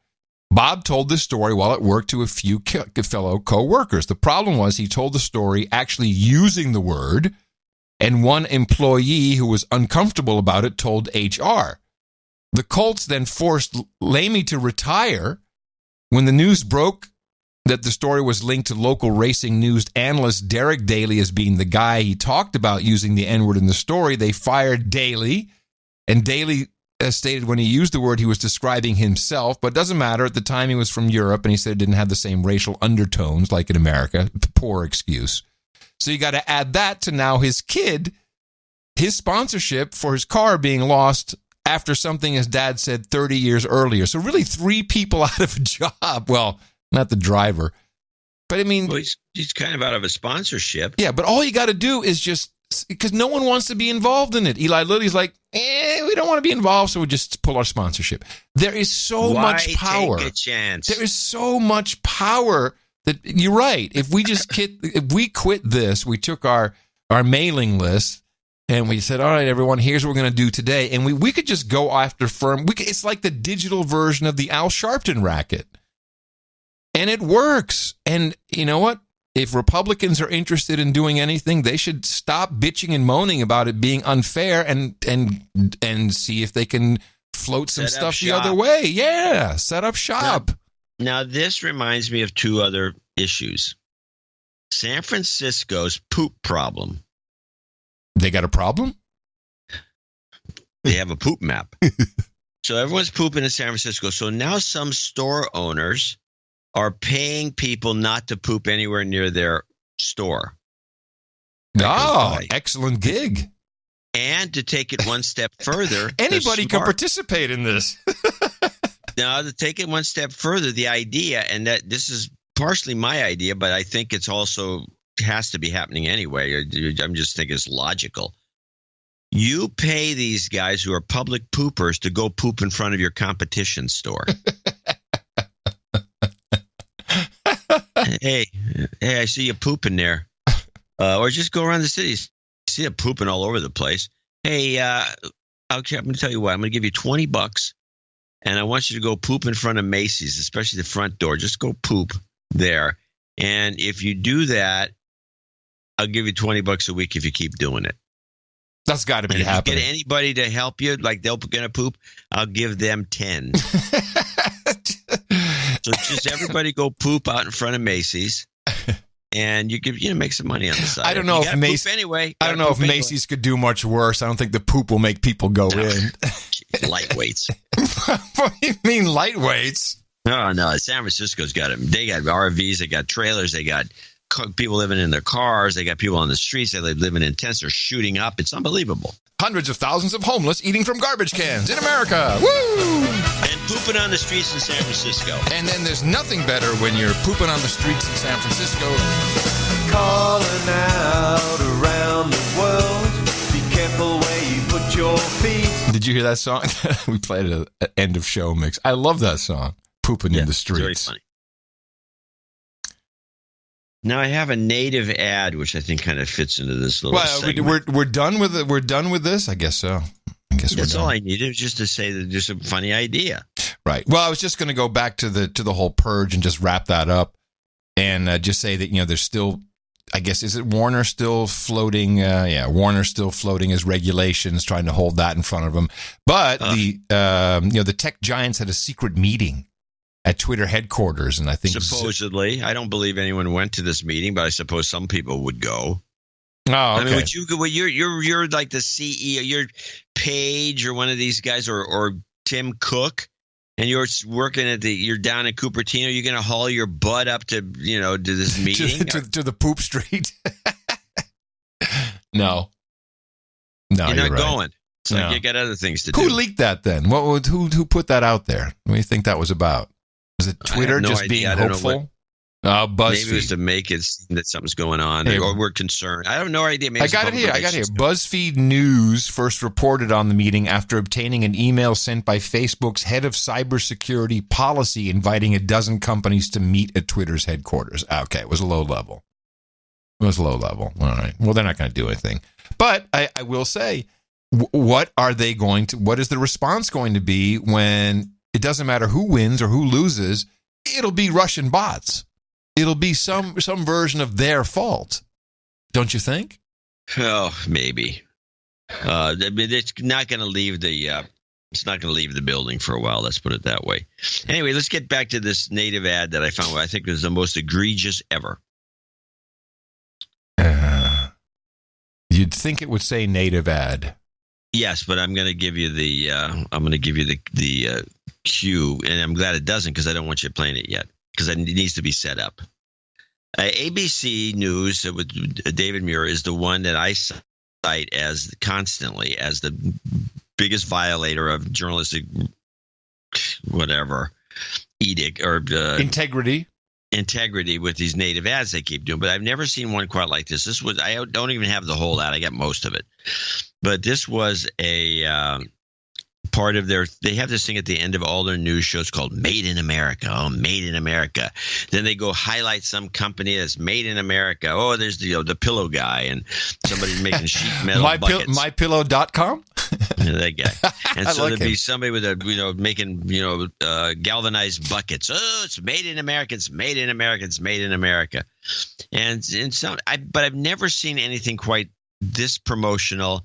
David Muir goes into the field to discuss the thing, and the whole thing goes on and on and on. And then so I have some commentary to make about the whole thing because it's misleading. It just play this now. You'll remember those commercials. They've been around a long time. But did you know the story behind this classic? You remember the ads and the challenge. Bet you can't eat just one. And we were up for it. With millions getting together this Labor Day weekend, we go right to the chip aisle. I know it well. Hey, David. Chris, how are you? Great to meet you. Good to see you, too. I'll go anywhere where I can get some chips. Frito-Lay, Ruffles, Tostitos, and, of course, Lay's chips. Made with potatoes right here in America. It's the classic, right? Huh. Yes. Which is why you call it the classic. That's right. An American classic from an American inventor, H.W. Lay. He was a traveling salesman during the Great Depression. 1931, he started peddling chips out of the back of his truck. Seriously. And that's how he made a living. It was. Selling potato chips out of this Ford Model A. At the same time, C.E. Doolin had bought the recipe for another American classic, Fritos, and he started making them out of his mother's kitchen. So he's making Fritos. H.W. Lay is making his chips.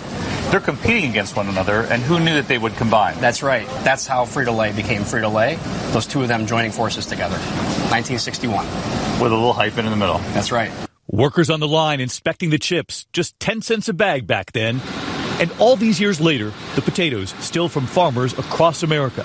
120 farms in 25 states. Black Gold Farms in Live Oak, Florida, among them. My great-grandpa started growing potatoes in 1928. And we're potato people. We enjoy potatoes. Those potatoes loaded and trucked 2.5 hours north to Perry, Georgia. 1,230 workers waiting to turn them into those famous Lay's chips. 30 plants in the U.S., and it turns out 4 to 5 potatoes go into every bag of chips. My husband and I, we play a game in the grocery store. Looking for Lay's chips in your shopping cart. It keeps grocery shopping interesting for us. While back at that grocery store, we're going to have to, put the camera on hold here. So I'll sample them. Time for the taste test.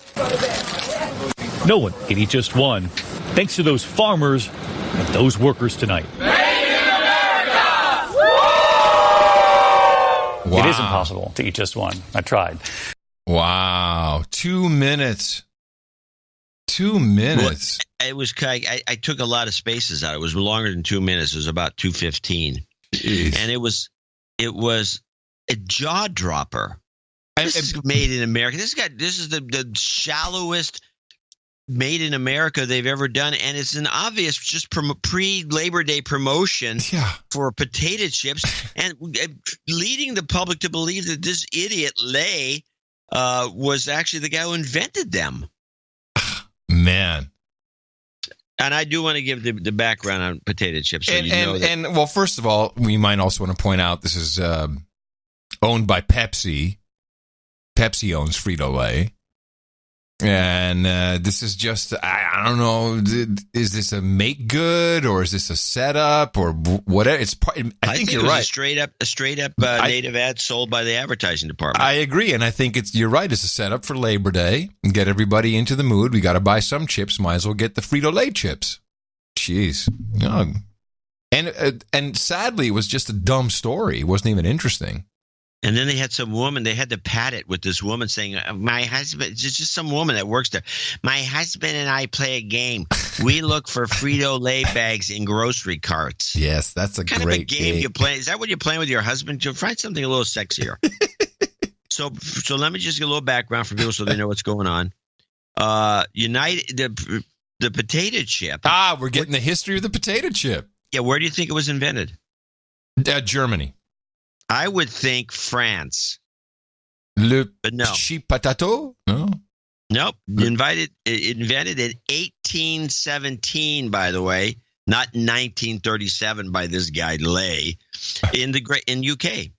The earliest known recipe for something similar to today's potato chips is William Kitchener's cookbook, The Cook's Oracle, first published in 1817, which was a bestseller in England and the United States. I'd love to get a copy. The 1822's edition version of the recipe, 104, called potatoes fried in slices or shavings, and reads, and it gives the recipe. So that was the original fish and chips, I guess? No, chips were French fries. Yeah. Early recipes for potato chips in the United States are found in Mary Randolph's Virginia Housewife in 1824 and in N.K.M. Lee's Cook's Own Book in 1832, both of which explicitly cite Kitchener, so they give him credit. Now, so the story, a little side note. However, a legend associates the creation of potato chips with Saratoga Springs, New York, decades later. By the late 19th century, a popular version of the story attributed the dish to George Crumb, a half-black, half-Native American cook. At Moon's Lake House, he was trying to – I got to read this whole thing because it's got a punchline. Was trying to appease an unhappy customer on the 24th of August in 1853. The customer kept sending his French fried potatoes back, complaining that they were too thick, too soggy, and not salted enough. Frustrated, Crumb personally sliced several potatoes extremely thin, fried the potato chips to a crisp, and then seasoned them with excess salt. To Crumb's surprise, the customer loved them. They soon came to be called Saratoga chips, a name that persisted at least into the mid-20th century. A version of this story, popularized in a 1973 national advertising campaign by the St. Regis Paper Company, which manufactured the packaging for the chips, said that Crumb's customer was Cornelius Vanderbilt. No. What bull crap. The more you know in the morning. Oh, wow. I feel so schooled. Yeah. You already know more than a college graduate coming out of one of these schools. Yes. Well, yes, good. Since I don't have no. I don't have. So that thing was disgusting. It was a disgusting story. I'm not going to buy Frito-Lay's potato chips. Oh, boycotting. There you go. That's what we need. Now boycotting. I'm just not going to buy them. Now tell 20,000 of your friends, and we got power. Yeah, well. So this story, I'm very tired of hearing this. Since the inception of our show, this has been a topic in the news, and I don't understand why we just still kind of go, especially with all the pizza gators and everyone out there so concerned for children's welfare. Archbishop Vigano, who you mentioned earlier, he was the nuncio, the ambassador to the U.S. for the Vatican here for about 5 years. He also ran all of the embassies around the world for the Vatican. Well respected. Before. Very well respected. Man of integrity, a sharpshooter, and a man who has been a whistleblower in the past. In 2011, he wrote secret letters to Pope Benedict at the time, outing corrupt corruption in the Vatican. Those were leaked and became the Vatileaks scandal. It was his exposés, meant only for the Pope's eyes, that got worldwide attention. Why is he releasing this letter? Well, he's 77 years old. He claims he wants to unveil his conscience. He can't go to his death with the information he has, and he sees the corruption and the double dealing in the Vatican. He's exposing it. His allegation, the principal one, is that between 2009 and 2010, Pope Benedict imposed a penalty on Archbishop McCarrick because he knew they had paid settlements to men that he had abused. He also took him out of public ministry. Now, when Pope Francis became Pope, Vigano claims he informed the Pope himself of McCarrick's misdeeds, and the Pope ignored this and restored McCarrick. We should put up the full screen. I want people to see this. This is a full screen from the letter of Vigano. Watch this.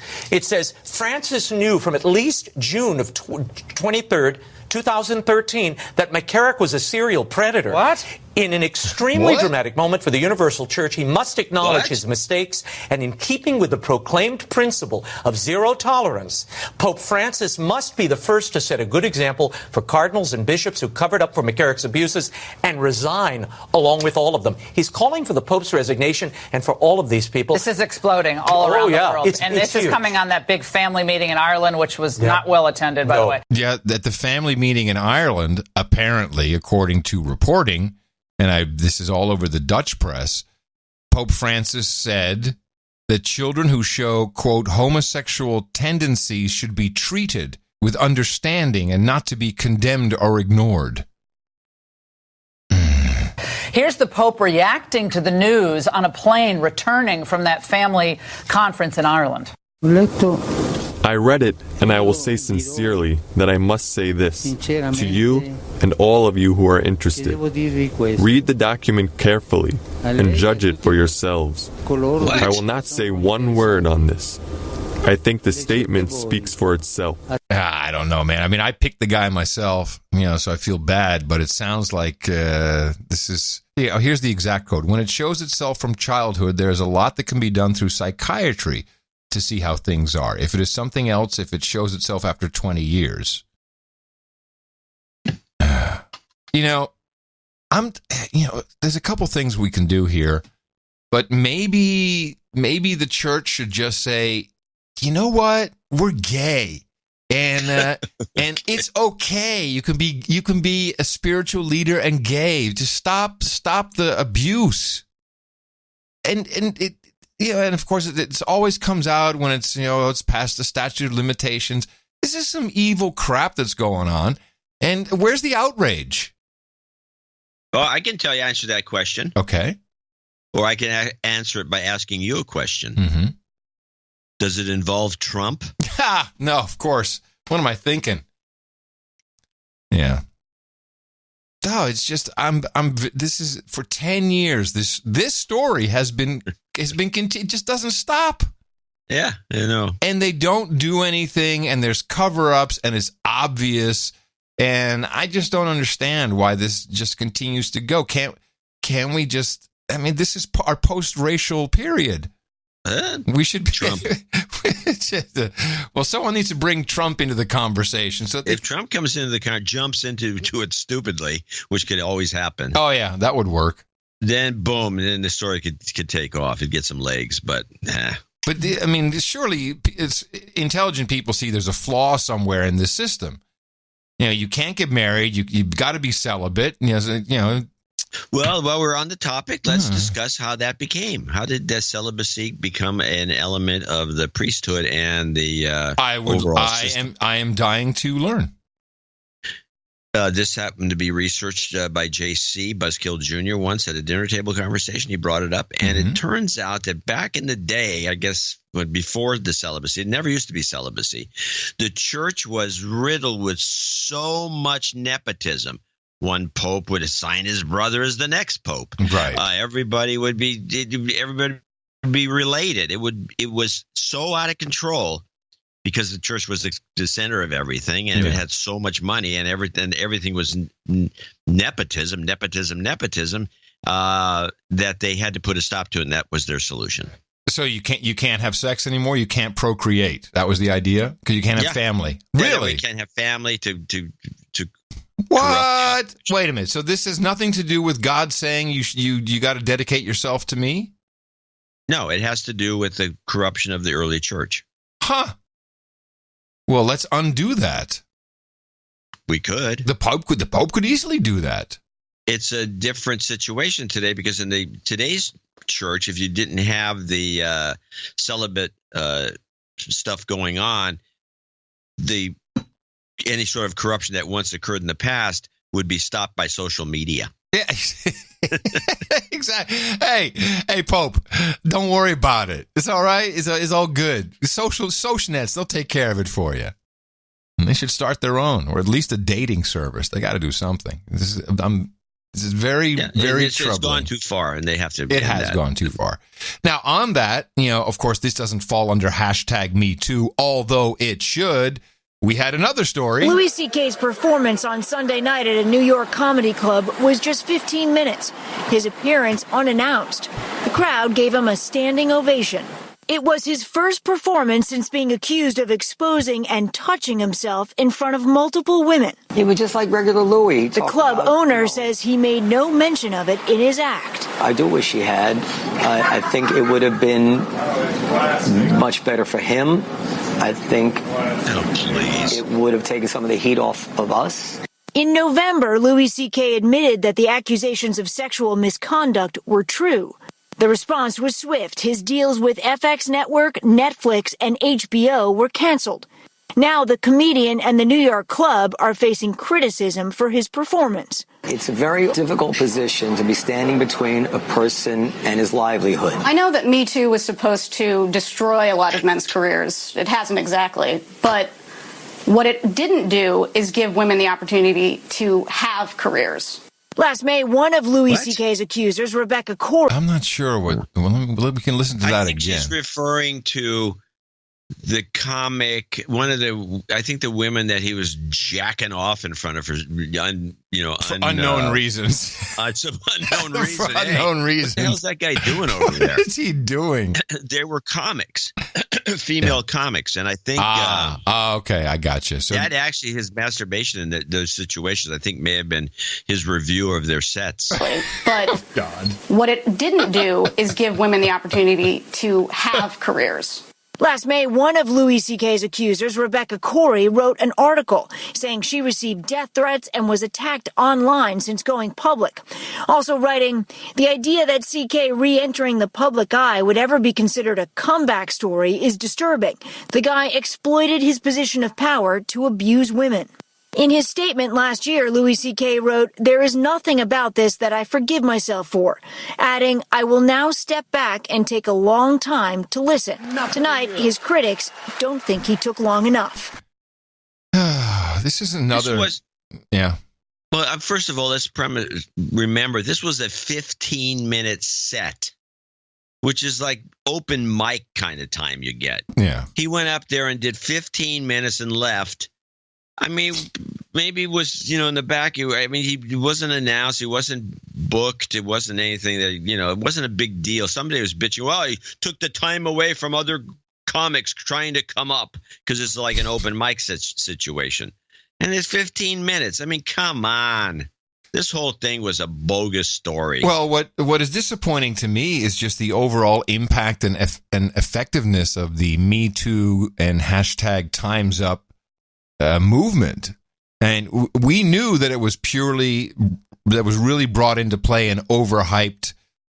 It had peak moments with the creepy Republican who had signed a yearbook or had someone sitting on his lap, whatever it was. And then after that special election was over, it went to the bottom of the stack, and it hasn't really come back up. And, where are the women now? I mean, I think that they had a good thing going on. People were, I think men were like, holy shit, yeah, look at these douchebags. And now it's just, they can come back, and, Matt Lauer will have another show soon, and it's one big fail at this point. It's super disappointing.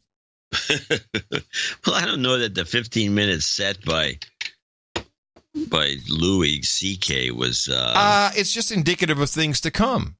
I mean, look, if you want to ban plastic, maybe. I mean, I'm the one who said that the thing was a flop. So Right, but everything these days, excuse me, can be driven and steered through social media. I mean, if the women really, and the allies, they really wanted to do something, they could. And you're right. I mean, there's no Trump in the story, so it's not good enough. If you want to make change, it's so possible. It's so easy. You just need to organize, and you can use all these networks. It's so easy. What? Louis C.K., you want a show? Oh, no, we're just going to boycott Netflix or HBO or whoever you're going to go. We're just going to tweet horrible things about them, and we'll drive, if you have advertisers, we'll drive them away. Where is that movement? It's not Trump. It just seems like everyone's mind controlled. Only word that works is Trump. It was a good initiative. Now, if you want to start making trouble about plastic, sure, everyone knows how to do that. We got straws up fish's noses. Oh, and the latest. Experts found plastic in the stomach of a dead blue whale washed ashore in eastern Japan earlier this month. Sounds bad. Oh my God, they found plastic in a washed ashore whale. They say it's an example of the spread of marine plastic contamination. National Museum of Nature and Science experts and other scientists discovered a piece of plastic inside the male cub. The mammal was found on a beach in Kanagawa Prefecture. The plastic is reported to measure roughly 3 centimeters by 3 centimeters. There's a whale. Okay, so a whale on the beach. Who's going through the whale's guts to find this little piece of plastic? Thank you. I didn't see the whale sliced open or anything. You just see him. Oh my God! Look what I found. It could be something the guy's. He's got a. It was a dime bag of weed. It was a dime bag of weed. The whale had consumed. Oh my! 3 centimeters by 3 centimeters is really small. Inch and a half. It's an inch and a half by an inch and a half. The calf would have still been feeding on its mother's milk. We were quite shocked to find these kind of materials in its stomach. It reveals the amount of pollution in the oceans. The United Nations Environment Program report warns that marine plastic contamination will likely become more serious. It estimates that by 2050, the oceans will have more plastic than fish, and 99% of seabirds will end up ingesting plastic. We'll have more plastic. Well, let's make the plastic bags look like fish then. So what did you say the size was? 3 centimeters by 3 centimeters. Yeah, which is 1 inch, 1.1 inches by 1.1 inches. So it's an inch. Yeah, they found that. I don't know how you'd find it.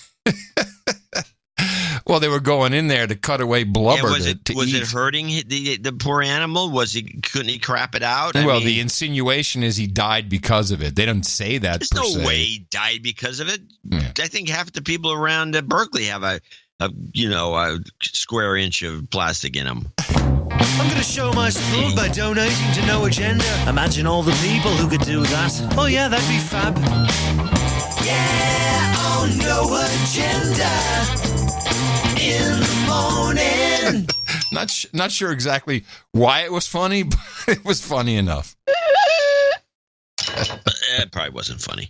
Sir Scandinavian starts our list here of today with the people that we can thank for being helping produce this show. 1064 is Paul Arsenault and Jasper, Alberta 12345.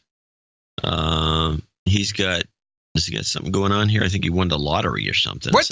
He won the lottery? No. The 2 Scandinavian lotteries this week are both 33 million. Magic word. Magic number. Sir Carl with a K in Rochester, New York, $100.33.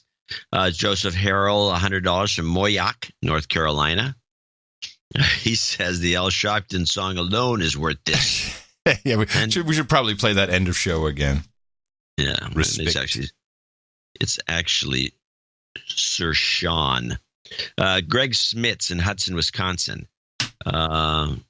He says he married the hottest girl in Wisconsin 27 years ago. He's been trying to hit her in the mouth for months and hoping an anniversary shout-out on Thursday's show might help. I'd greatly appreciate some anniversary karma. I did get a smile out of her when she heard the Fomer clip and the Trump Space Force last time she let me listen in the car. Keep up the great work. Thank you for bringing sanity to an insane world. I hope you're able to drag her in. Yeah, you never know. I mean, she might come around. At least if she laughs once in a while, it's a plus. That's good. She's not all gone. She's not a lost cause. M8008. Boob. Daniel Proselt. I can see Sandy's eyes rolling. They went straight from the anniversary to boobs. Nice show you're listening it's to. It's just the way the numbers are. You could have donated something different. Can't fight the numbers. 8008, Green Bay, Wisconsin, from Daniel. He needs a de-douching. Okay. You've been de-douched. And he wants his donation dedicated to his name. Ben died on him. Yeah, his deceased dude named Ben Friend. Yeah. Sir Jeff Yerke, who does my Red Fox conversions. Oh, I got to get back on that. I've been a lag. Maybe that's why he's donating with a subtle hint. Yeah. Hey. How's your record's back and all his work? 6789 in Concord, California. I should get together with him anyway. Huh. Christopher Spalding in Franklin Park, Illinois, 6565. Joshua Brickner in Greeley, Colorado, 65. Robert Bruckner, 5555. Sir Peep Slayer, 5555. And he says douchebags need to step up and chip in. Chip in. Sir Austin of the Snowy Cascades in Sammamish, Washington, 5510. Birthday for his wife, Laura, celebrating today. She's on the list. Jeffrey Schwab in Olympia, Washington, 5510. Sir Bob, the dude's name Ben, 73 is from NC4RG. Yeah, 73 is Kilo 5 Alpha Charlie. Sean McCall in Bloomington, Minnesota, 5454. What's he say here? He's got another. Is you get the birthday on here? Yeah, this is the. My birthday's on Monday. Yeah, I'll be 54 years young. Happy birthday, Adam. My sisters and brother grew up watching MTV in the 80s. Earlier this year, my brother turned me on to the No Agenda show. I've been handing out haymakers to my friends ever since. My smoking hot wife and I recently moved into a new house in Bloomington. We're trying to have our own little non-MTV watching ones running around. Can I get some baby-making karma? Yes. Thanks for making my dad's stories I thought were crazy as a kid seem entirely true. Okay. Uh-huh. Put some karma at the end for you. Yeah. Michael Robinson, 5433, which I assume is also a call out to you. And now we do have some $54 call outs, which will be more apparent probably on Sunday when you're closer to your birthday. Mark Johnson in Aurora, Colorado. Ryan Brady in Pittsburgh, Pennsylvania. These are all 54s. Jason Zeisler, which is the donation for Adam's birthday, $54. If you don't get the newsletter. Bad. You should get the newsletter. Yeah. Jason Zeisler in Renner, South Dakota. William Miller, parts unknown. Stan Berezzuk, I'm sure. Sir Roadwolf, Baron of Western New York in North Tonawanda. D. Aline Andrew in Bethany, Oklahoma. There's a bunch of Just want to say, Sir Roadwolf there's a local No Agenda website set up. Yeah. NoAgendaWNY.org. No Agenda Western New York. Yeah. Cool. No Agenda WNY.org. Good. D. Aline Andrew in Bethany. James Moore in San Pablo, California. Connor Williams in Durham, North Carolina. Chris Newbold in Portland, Oregon. I think he needs a de-douching or somebody needs a douching there. What's the douche? Happy birthday, Adam. Last few shows have been dynamite. I laughed so hard at the ASMR bit, I almost lost my voice. Shayad still needs to donate and is a douche. Douchebag. Robert Jan Mora in Almere, Netherlands, 54. He needs a de-douching. I've been called up by my good buddy Guido Smith, who introduced me to the show when we did Master in Dublin. It took me a while to become a fan of the show, but now I'm a steady listener. You've been de-douched. And you're clean now, my friend. Thank you, Robert Young. You got a lot of donations here for your birthday. Gabriel. Well, I'm loved. I'm loved. I'm universally loved. Well, if you're that loved, you should be able to pronounce this name. Which one? Gabriel. Krilamine? Krilamine. I have no idea. Krilamine? Paul van Cordelaar in IJmuiden, Holland. Stephen Hightower, parts unknown. Kyriakos Mitsis in Malvern, Pennsylvania. Kyriakos, I think. Kyriakos Mitsis. Yeah, I think so. Todd Creamer. James Murray in Huntington Beach. Mark Hampton. Sir Lancelot of the Crystal Coast in Newport, North Carolina. Sir Chuck Walters in Schaumburg, Illinois. Carl Lindner. Happy birthday, Adam. Here's to 54 more. Oh, yeah, sure. Sure, I'll take it. Hello, I'm Adam Curry. I do have those moments, though, John. You know, my kid just turned 28. I'm 54. I'm like, where did the time go? Carl Lindner in Cary, North Carolina. Sir Gator of the North Texas Swamps in Providence Village, Texas. Robert Vanderburg in Palmetto, Florida. Archduke, again, Thomas Nussbaum. Nussbaum! Thank you. Eric Hokel in Melmulrose, Deutschland. Philip Kuzmanovsky in right down the street from you in Austin, Texas. Paul Terranova. Hey, I'm sorry. Now we're at $50. He's not. Your buddy down in Austin is not wishing you a happy birthday. Just donating $50, which will. These are all $50. Name and location. But he needs a de-douching, I believe. So you've been de-douched. Just to make sure. Oh, okay. Yeah, I see what he's saying. He's got a douche issue. Need to be clarified. A dissue. Paul Terranova, Robert Makowski in Rhinebeck, New York. Sir Peter Totes in Sugarland, Texas. Jeffrey Zellen in Oakland, Michigan. Stephen Kunkel in Atlanta, Georgia. He says, thanks for crushing it week in and week out. Scott Lavender in Montgomery, Texas. And that concludes our list of donors and producers for show 1064. Yes, thank you very much. Nice. Thanks for the birthday wishes. That's very cool. It's actually it's on Monday, so you can still do that on Sunday, I guess. The Sunday show will be the highlight. We do break for Barron's on this show. Barron's Sir D.H. Slammer. He came in with the 8778 for jobs and travel karma. He says, in my rush to pack last night, I forgot to donate. Proving Pelosi jobs. He says, proven Pelosi jobs karma. Okay. Just sent 8778 for jobs travel karma. Could you pretty please mention on today's show, I'll be feet in the air during the donation block if this message reaches you successfully. So he wasn't on the list because it was after the rules, but there's something about Barron's and something about, needing it while he's flying. So we want to make sure we give him the travel karma. A note about the Austin, Texas meetup. We are going to have to delay the original date of October 6th as that is Austin City Limits live weekend, which you do not want to be in Austin for that. It's 2 weekends, and it's kind of like South by with the amount of people that are in town. Only it's Zilker Park where the big shows are being held, but it's just a mess. You can't get a hotel room, you can't park, so we're going to delay that until further notice. I will move it to Waco. Now you're talking.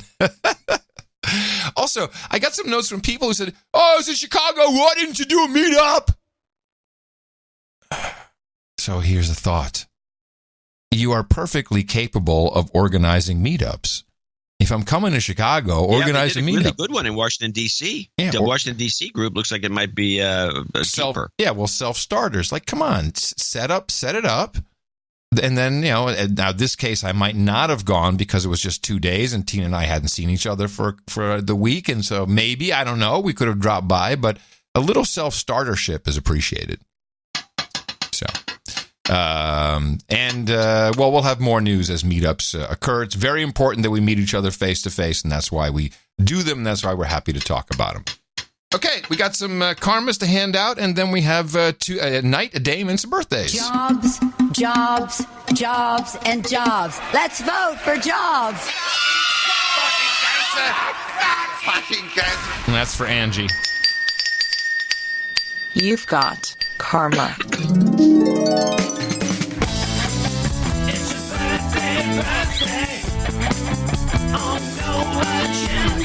And here's our list for today. It is August 30th, 2018, and Lori Eigel, or Igel, says happy birthday to husband Jeff. Sir Sean turns 50 years old tomorrow. Sir Ray Jacobs says happy birthday to his son Tristan, who will turn 23 years old tomorrow.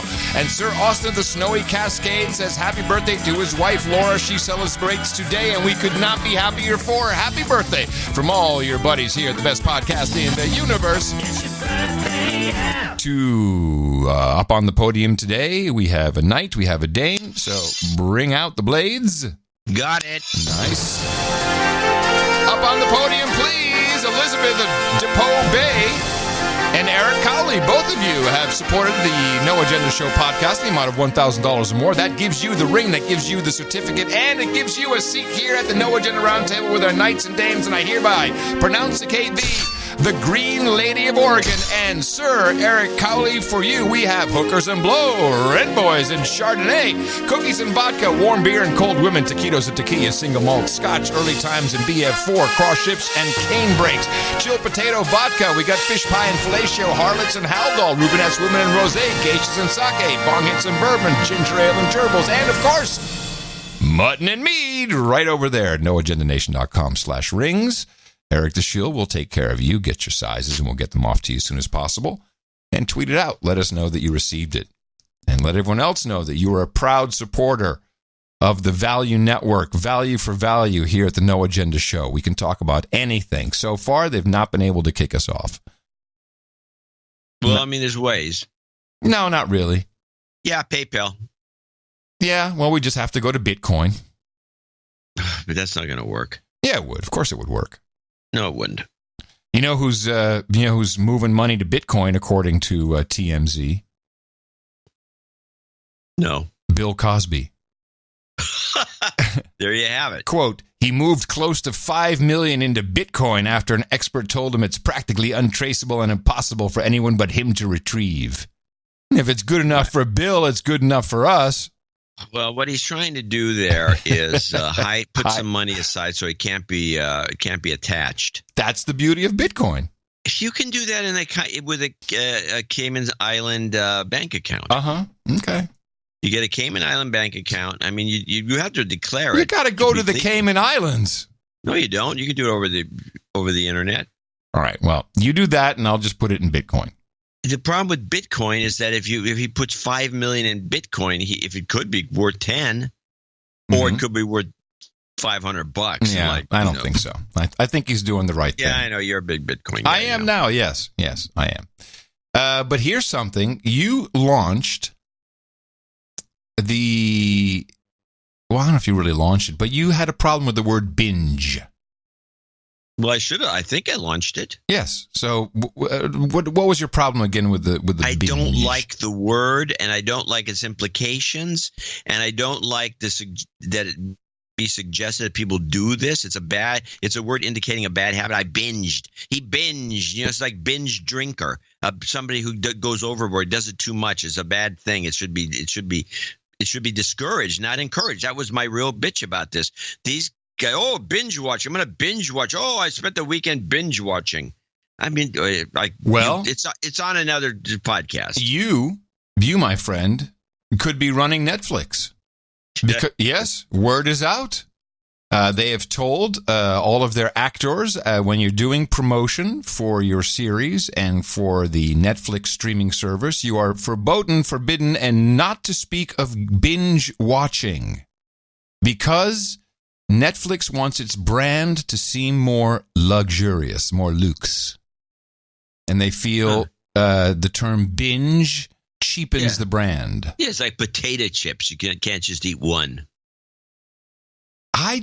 This is their success.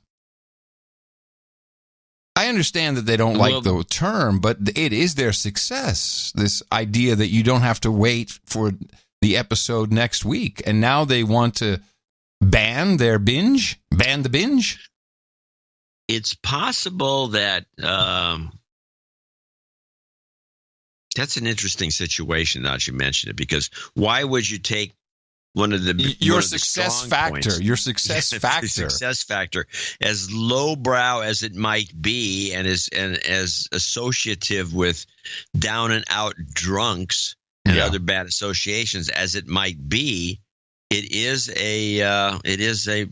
I mean, it's become a verb, man. It's a selling point. It is. It's their unique selling proposition. Well, over 13 episodes came out. I'm going to sit down and watch them all. I'm going to binge, man. I'm going to binge it. But please don't say binge. Isn't that interesting? Just change the word. Ooh, what could we use instead of binge? We can help them out. Well, let's take a look at the synonyms for binge. Okay, this is a very good idea. Come up with something on the spot. You know where we do that? Consult the book of knowledge. Okay. In this case, just means the internet in general. Now we could, yes. Okay, here we go. So binge means a short period devoted to indulging in an activity to excess. Okay, we got some synonyms coming. How about mainline? Especially drinking alcohol or eating. I like debauch. I like is a mainlining. How about this? Mainlining. Hey, man, I mainlined that show.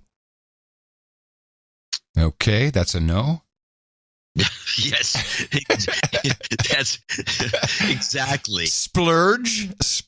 Can we use a splurge? I'm looking at the overindulge. I've got drunk fling. I like master binge. Master binge.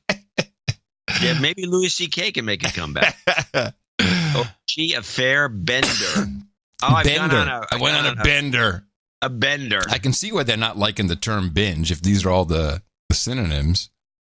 Splurge, no, that's not good. Master binging. Hey, leave me alone, man. I'm master binging. Blowout. No, I don't think they have. Excess, I don't think they have. Drunk, dissolute, dissipation, depravity. Pig out. Pig out. Pig out's a good. Pig out. But, this is not good. That's not. They want to have a. Pig out, man. They want their brand to be more Luke's. Well, there's not going to get there with this approach. Fast-lived fornication, gluttony, lechery, overindulgence. Knock out a season. You could knock it out. Knock it out. Well, that's not very Luke's. I think none of it is Luke's. Let's face it. You've got a low-rent brand, my friend. You got shitty-ass comedy specials. You got documentaries that don't really deserve to see the light of day. You got some great series. We love to binge them. Stick with it. Maybe I'm just... Yeah, I think they're being pretentious. That's the problem. This is the downfall. Yeah. Yes. Start another operation. Try another operation. There's other movies operations out there, and they try to make it haughty. And it's no good. No, they really shouldn't be doing that. They should think of themselves as a lower class. It's a second tier. Just forget the problem they're making. They're first tier, but they're lower class. Yeah, and that's a success. You don't want to be Luke's. Oh, wait. Oh, stop. No, I know what's going on here. Obama's coming to the channel. Oh. That's why. Obamas, they're the ones that are haughty. Maybe. They don't want the binge thing. Well, I think your platform's a little low end, yes, a little low rent. We'd like to make it a little more Luke's. Michelle and I would like to make it a tad more Luke's now that we're coming to the platform. Nice. Huh? Might be right. Well, it ain't gonna happen. No. But I thought I'd just let you know that you kicked that off, and I think that because of you, you brought it to their attention. It's a disgusting word, and they don't like it anymore. So you should be on the board of directors. Dogs are people too. Yes. Dogs are people too. And we all know that. And we love having people take care of our dogs. Is Jay still doing her dog walking? She's retired from dog walking, but she's getting a lot of offers to manage, and they even WAG is, she's talking to them. Oh, she's a franchise. They're recruiting her. A little bit of recruiting, and interesting. every once in a while she gets called and they beg her to go walk some dogs. Well, it's popular, and interesting things happen when you use the apps for your dog walker. Dog sitting gone wrong has one Colorado Springs homeowner warning others about a popular app. Fox 21's Sarah Ferguson shows us the situation he walked into after scheduling the dog sitter. The general smell in the house. This is a great story. Was just disgusting. I've had all the windows and doors open. A smell he discovered after using the popular dog walking app Wag. He came home around 1 a.m. and he noticed two men without their shirts on sitting on this couch. This is what he says he saw next. There was an open bottle of personal lubricant and a camcorder on the end table. So it's pretty self-explanatory what was going on. But to be completely honest, I didn't have WD-40 and my keys were stuck in my car. Wait a minute. We went from lube to WD-40? That's not lube. Is that on the... It is, actually. But it's not personal lube. No, well, I don't think it is. But there is. That was not your cutting it up. No. This is the way the story was presented. Yes. What are you watching? This is local news, of course. Pretty self-explanatory what was going on. But to be completely honest, I didn't have WD-40 and my keys were stuck in my car, so I ended up grabbing what I had in my car. Oh, okay. I guess her key was stuck in her. That was weird. It went from the lube to the WD-40. So I guess she had to go back. Some things that, I do in my personal time, and I didn't think to put it back in my car. Cleet says that wasn't it. No. So his sheets were also dirty, and as he looked closer. There's also what I can only assume are bodily fluids on the couch. I wouldn't know anything about that because I know that I took a shower at this house, and I sat on the couch and a towel, and that was before my friends got there. Cleet says his dog Jimbo was also locked in a bedroom, sitting in his own urine, acting terrified. It was just a total mess, and I can only imagine what poor Jimbo saw in there. According to WAG, the specific dog sitter had a rating of 4.96 out of 5 and had completed a combination of 305 walks and dog sittings. So she's saying there was no lube. That was my WD-40. Oh my God. We should try that some. Oh no, man. That's not, I'm not trying to say anything, baby. That's just WD-40. My keys are stuck in my car. The guy was pulled over for marijuana. He says, "That's not my marijuana. We found it in your underwear." He says, "It's not my underwear." What they should have had is ranch hand. That would have done it. Someone's getting cornholed today. Sounds like a recipe for success to me. Ranch hand, that's the stuff. People who would let people that stuff is dangerous. It's so good. There are people letting people into their house to get their dog. And said, "Hey, look, I took a shower at his place. I mean, that shouldn't be a problem. Just want to take a shower. I'm going to walk his dog. I took a shower, That's great. Well, that's why you don't use those kinds of services. You use a really legitimate operation. Yes. Dvorak Dog Walking, LLC. Am I wrong? All right, I got a question for you. It's not a full Ask Adam, but it's kind of one because I know you won't get it. Oh. Ask Adam what country contributes the most refugees to the United States. I do know this. China. Play. We turn to the crisis in Venezuela and beyond.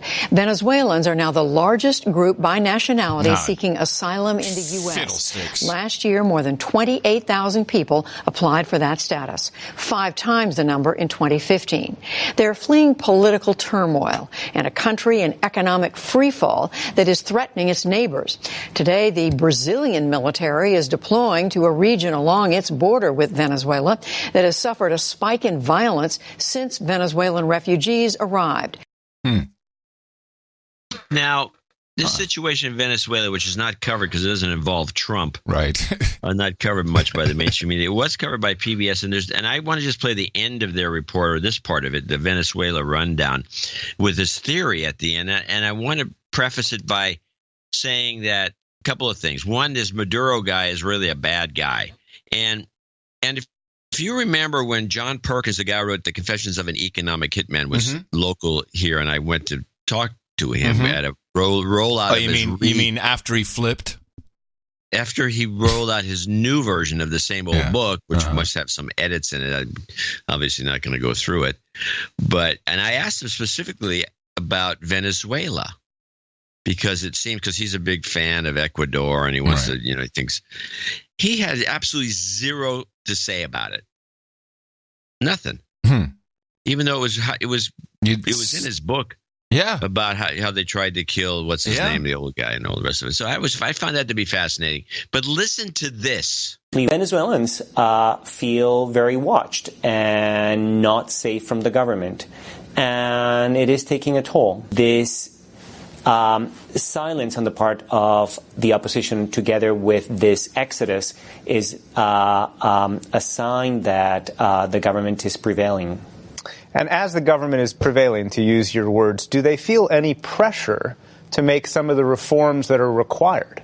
This is what's so interesting. Under normal circumstances, any government facing this type of economic calamity would try to do something to stop it. But what I believe is happening in Venezuela is that the government has realized that this economic crisis works to its advantage, because it completely decimates the private economy and it also decimates civil society and leaves only one actor standing, and that is the state.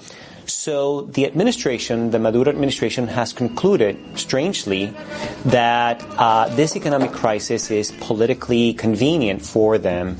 And so they have no incentive necessarily to put an immediate end to the economic crisis. But we have seen some sign, right, that there's some cracks within the rank and file of the elites and perhaps even within the military. So does that mean that the government really feels no pressure to try and make life better for everyone in the country? The one incentive to try to fix the situation is that the economic environment is unbearable for almost everyone. So the government is responding with the classic combination of co-opting some groups and repressing those that are a bit more uppity. And so you see that a lot of the repression now is being directed not just at opposition forces, but also sectors of the ruling party that are beginning to show discontent. There are reports of about 200 military personnel having been arrested, for example. And that tells us that the government is trying this combination of co-opting some groups, but also applying some force inside the movement itself, including the military. So this is an interesting situation. He's actually ruining the country so the government can really put together a true socialist dream come true. Yeah, we should move. Well, some people should move, but this is not being covered at all by the mainstream media. I mean, this is PBS. They did cover it, so it's not, and they count. But generally speaking, it's not discussed because the Democrats who dominate this scene, they're pushing the same agenda with some of their candidates, and they don't want to mess it up by bringing in this kind of information. No, because it doesn't really sit well with Americans that even think that something like this could happen here. Can't happen here. Yeah, it sure can. So it sure can. So don't discuss that situation in Venezuela. And you know what the inflation rate is right now? It's like 17 or 18%. 1,000,000%. Wow. Okay. So what's the Venezuelan peso? Well, I don't know if it's a peso. I would say it's a crucero, but I don't know what it is right now. But it's completely out of control. They've had to pull all the money and come out with new money, new dominations with missing 5 zeros, and they changed the name of it. They did all the stuff Brazil used to do, to try to control the situation. But it is. Well, I hope they all bought into Bitcoin. That would save them. It would have actually. I think it's illegal there. Of course it is. This is a huge issue, but you can't stop it. Just buy dollars. You can't stop. Yeah, dollars. I'm sure that's illegal too. Well, in the same vein, we're not hearing about Eastern Germany. The East German city of Chemnitz, in front of its Karl Marx memorial, several thousand demonstrators chanting anti-immigration slogans. Police reported seeing Hitler salutes too. Oh no. Tensions here are high after a German man was stabbed on Sunday. A Syrian and an Iraqi man were arrested, and a wave of anti-immigration protest took to the streets. Das Gebot der Stunde ist Besonnenheit und Ruhe. Now is the time to remain calm and level-headed. The police are investigating and the prosecuting authorities are doing their jobs. Chemnitz will not allow the perpetrators of violence and anarchists to run rampant on our streets. We will enforce the rule of law. Police warned masked demonstrators in the city, which is 200 kilometers south of the capital Berlin, that their actions were being filmed. Flowers have been laid where the 35-year-old man was stabbed to death. In the hours after the killing, far-right groups took to social media to call for public demonstrations against immigration. It does exist, the right-wing extremist scene which rears its head every once in a while. There is also a certain mixture of different groups. For example, football fans. Hooligans! In 2015, Germany gave home to more than 1 million migrants, many from the Middle East, a stance that proved unpopular with many voters. In Chemnitz, counter-demonstrators called for calm and tolerance. There are reports that immigrants have suffered abuse in the city in the wake of the stabbing. Chancellor Angela Merkel said Germany would not tolerate vigilante justice. Local prosecutors said the 2 suspects were still being questioned. Yeah, let's not talk about that. Seems like people are pissed off. Trump's not involved, so nothing to talk about. Nothing to talk about. Trump's not involved. But let's talk about it here. We have one of our artists is living in Germany, and he's been corresponding with me because you won't answer his email. He says it's a lot worse than anybody over here even imagines. Yeah. What else did he say, or what did he say about it? He says, and I sent him some papers written out of the Hoover Institute, which discuss the situation. He says, this is the surface. He says, it's all shallow. He says, we are not covering, not us, but the Western media is not covering any of this stuff. No. And I started thinking about it, especially with that report. Is it and then also considering the Maduro situation in Venezuela, right. Is it possible that Merkel brought all these immigrants into Germany to jack them up for the purposes of getting the doing a Venezuelan trick, you mean? Well, not Venezuela per se, but to try to reignite, because she's from East Germany. Yes. To reignite some sort of social movement that will get everybody kick these guys out, and probably kick her out too. Like it was a sting. It was a sting. Well, not a sting, but a triggering mechanism to get the Germans riled up. The normal, you want to talk about fascism. Mm-hmm. I mean, this is a culture that will go in that direction. Unlike us, we really don't even got the genetic structure as a people to do it, to become like, to bring a Hitler into play. Not yet. I don't think it's possible. But in Germany, it's built in. John at Dvorak.org. For all you DNA genetically challenged Germans. Wow. Well, I don't know. I mean, we do have a lot of German guys. We have Germans who listen to this show. Maybe some of them, besides our Polish artist, can. He tells me. Well, he's been telling me this for years that it's really bad. I know exactly what you're talking about. Well, it's not discussed. No, it's not discussed. I would like to discuss briefly a couple of OTG things. What? OTG. Some OTG things, and people are very happy with your OTG. Some are happy, yeah. And I just want to reiterate what the mission here is. The mission is to get away from the Pavlovian response mechanism that is triggered by a smartphone. Now, there's all kinds of things you need to do on your desktop to not be tracked. And I'm not talking about the intelligence services, although you certainly can use encrypted email. I mean, I still don't understand why politicians don't use encrypted email. I use it quite regularly. But the mission really is to have a device that I can take with me. It has a modern web browser. You can do anything you need to do with a device with a modern web browser. That's all you need. And the phone I have, that's all it really can do. It's a great web browser, can do text messaging, and it can do email. But the idea is that you want to design your on-the-road system to be as undesirable as possible to use. This is for your health.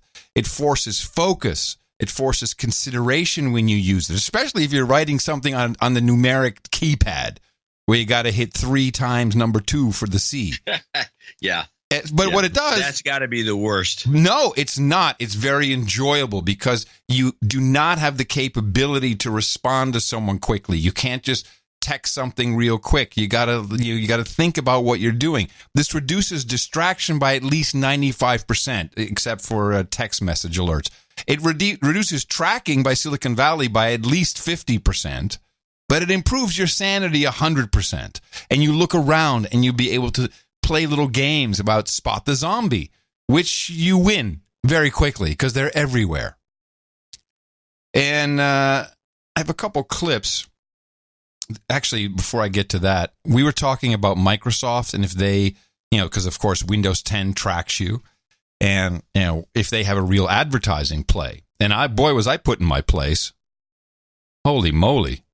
What? Well, I said, maybe they're just doing it on, they just have mass, they got a lot of reach, so they're selling ads based upon some simple demographics, and they have huge audience. Wrong again, Curry. Says who? Says multiple producers. It's all about Cortana. Oh yeah, Cortana is it tracks everything. Search, server registry. They know exactly who you are. Now you can turn off what Cortana collects, but you can't really turn it off. So I'm not sure what it is tracking that, because I did look at my Microsoft, your data. You can see what they've tracked, and I have pretty much nothing. This is another one of our producers. I have a friend who works at Microsoft. Actually, he's contracted by Microsoft and works as a data engineer. Data engineer. He says he worked on data collection, coding, and compiling. Let me tell you, he thinks Microsoft has the best monetization data out there, hands down.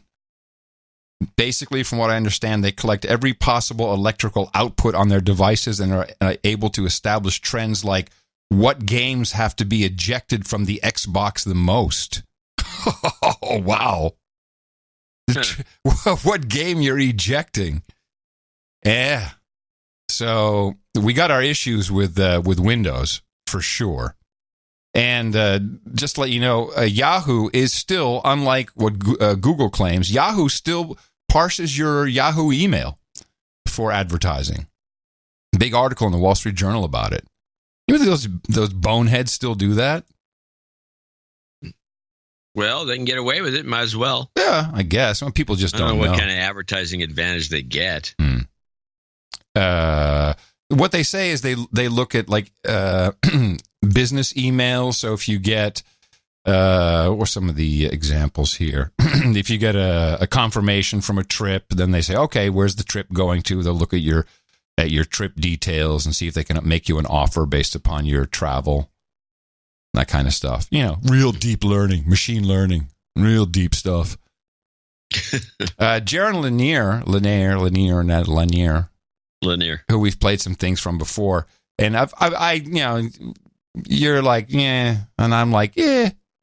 But he was on the Sam Harris podcast. He let loose a little bit about what he has seen with his own 2 eyes when it comes to tracking from the tech tyranny. I've been present a couple of times when the various tech companies present themselves to the big advertising conglomerates in the annual negotiation of fees, which is this amazing hidden ritual that I wish more people could see. And when you'll see the representatives from companies like Facebook and Google present themselves, they're so overreaching and creepy, and they probably are exaggerating, but they'll talk about being able to just measure your soul. I mean, it'll just be like, oh, we're measuring the movement of your phone, which can tell us how you're walking, and then from that we can derive your mood and whether you're having a period, if you're a woman, all kinds of stuff. We're following where you go. We're following all this stuff. We're following your voice tone when you do voice stuff. We're following your facial expression if we have a camera on you. We're measuring all this stuff. We know all these things about your health that you'll never know. We know all these things about your mood, about your mental state, about your state of attention. And we offer all of this amazing encyclopedia of spying on you to you, our true customer, if only you'll give us more money so you can have your piece of controlling the world. It's just such a weird thing. But at any rate, the attitude is get as much as you can and be as creepy about it as possible when you're trying to earn money from your true customers. I think it is helpful because it's mostly true. You are the product. It's not exactly true. What it is your demonstrated change in behavior from what it otherwise would have been as the product. Mm-hmm. So it's your loss of free will as the product is a more precise way of putting it. Excellent. If you're on your period... Bull crap. Oh, I don't think it's bull crap at all. BS guy. You know what? I think they know a lot more than we realize. The accelerometers in these phones, you can derive a lot from that. They know if you're reading in bed. There's all kinds of stuff like this. You shouldn't be on your smartphone. You shouldn't have your smartphone in the bedroom at all, really. But why would he say that? Do you think he's just making that up? No, I don't think he's making it up. I think I think he's got most of it right, except the point that's being missed here is that this is just nonsense used as a sales pitch to get more CPM from dumb advertisers who are too stupid to even know that internet advertising doesn't hardly work any better than print advertising. This is just, and he is like the advertiser. He keeps saying the true customer. What he means by that is the advertisers. Yeah, And so they have these unbelievable sales pitches that go off the deep end, and he's there lapping it up, blah, blah, just as though like these dumb sales buyers, the buyers from these advertising companies that are buying ads. And, oh wow, look at that! Look at all the stuff they can do. They can't do any of it. It's just a sales pitch to sell ads at a higher price. I think they do have some capabilities. Advertising world, get a clue. I think they do have some capabilities. None. Well, DC Girl says it's not a problem because you yourself go on and on about, hey, I just bought this product. Why are they advertising it to me over and over? Sure. I don't like any of it. That's all. And you yourself are the ones who said that internet advertising is bogus and bad and crummy. It's not just about advertising, John. It's about a lot of things. It has to do with your behaviors, and that's not just an ad that shows up. This data is important. Something changed, by the way, which I think is a huge story, but is the only place I found that was on CNBC, and it ties into this. There's been a change made in how your FICO score is calculated, and everybody's should be going up. And this relates directly to the kind of things that these companies are doing in profiling you. And now we're giving you, slave, we're giving you a new lease on life because we're doing things so your credit score can go up. And, well, you know what the obvious conclusion will be once that happens, what we all have to do is we all have to get some more debts. Good news for millions of consumers. The three major credit bureaus, Equifax, Experian, and TransUnion, got together and said, we have to make some changes and revamp our scoring system here. We need to look at what we're including on the reports and in the score, and collections was the big thing that they looked at. They actually took out some of the main collections that can really trip people up. You wouldn't believe it. Library fines. Really? Believe That's it or not. Hurt your credit score? Parking and traffic tickets. And then this is the really big one, medical debt. And what they decided was these are not really factors that contribute to whether you're credit worthy or not, medical debt being the biggest one of those. And so if you have medical debt that's in collections but it's already being paid by insurance or it started to be paid by insurance, that's not going to count at all. And they won't even have medical debt on there until at least 180 days because it takes so long to deal with the insurers sometimes. What's the deal, though, with the library fines and the traffic tickets? Well, I don't want to admit that some people in my household have known this to happen, but it can happen that if you don't pay a library fine in the past, an overdue book could go into collections, and that could hurt your credit score. Like for your $2 that you owe on that late book that you... Or $14.09. I won't say. So how do I know if my credit score has been impacted, if I have a better score now? Well, you can know by checking out your credit score, and you can do it for free a number of places. You can go on. So now they move from the story into the pitch, really. Online to Credit Karma or Credit Sesame or NerdWallet, but you can also open your bank statement. American Express, Chase, Wells Fargo, Discover, many banks now include your every credit statement score. That they send home? Every statement. So you can look back and see what it was a couple months ago and what it is today and pay attention to whether it's gone up or down. If it's gone up, that's great news because that could mean you could get a lower rate on your credit card. And that could have significant impact and significant savings. More money. For instance, if you had like $10,000 in debt, credit card debt, and you had a 25% interest rate, you're paying $2,500 over the course of a year in interest charges. If it's 18%. To not even pay off a penny of it. Exactly. Yeah. So 18% interest rate, it's $1,800 in charges. What a deal. So $700 savings. So what your score is makes a really big difference. All right. If I see my score, what does that tell me? I may not know how to kind of map that out. Right. So you're looking at a range between 300 and 850. If it's I find this disturbing to listen to. Now they're going to tell us what this is all about. Social ranking. Ultimately, it's all going to come together, and they're messing. The Chinese are more honest about it. Yes, 100 or better, you're exceptional. You're awesome. You're going to get the credit for whatever you want, pretty much. Whatever you want. If it's between 740 and 799, also very, very good, and you're probably going to get the lower loan rates that are available. If you're between 670 and 739, that's good. You're an acceptable borrower. Below that is where problems arise. So it's even below subprime. I yeah. heard 650 is where you get some will say 650, some will say 660. Go for the higher one to make sure that you're going to be okay. But also know this: you've heard different numbers because there's not just one credit score. Right. Depending on if you're getting an auto loan or a mortgage or a credit card company, they're all going to look at perhaps some different numbers. So these are general ranges from Experian and FICO that you should be looking at. If I'm looking at a number, how do I know if it's the same one that those companies are looking at? Well, you can ask them which one they're looking at, or which credit Give me more bureau they're referring to in terms of getting your score to find out. But just know, generally speaking, you want to have a score that's in the upper 600s if you could. At least 700s, you're going to be golden. If you're in the 500s, you have some work to do. You really want to work on your credit. You really want to work on it. Work on your credit. Prelude to the market crash. Ooh, yeah. All you did was play a clip that was prelude to the market crash. I think you're right. I think this is a huge story. They need to make more. We need to make more money, so we need more credit, right? Isn't that how it works?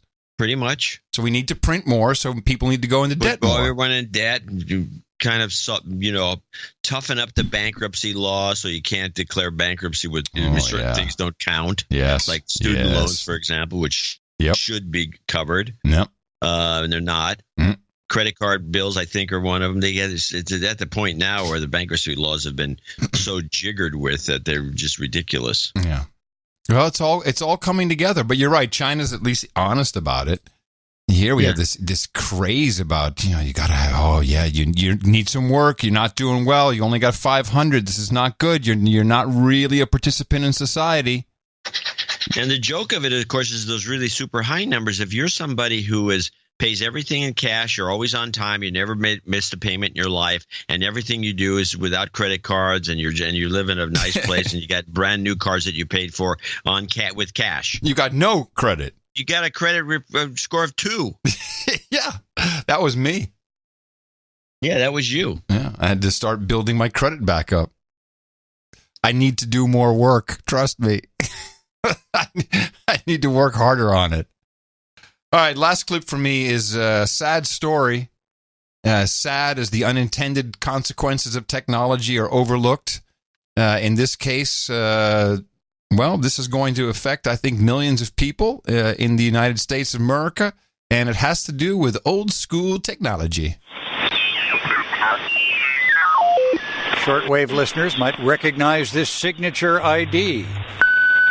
National Institute of Standards and Technology time. This is radio station WWV, Fort Collins, Colorado. WWV is the oldest continuously operating radio station in the United States. It's been on the air since 1920.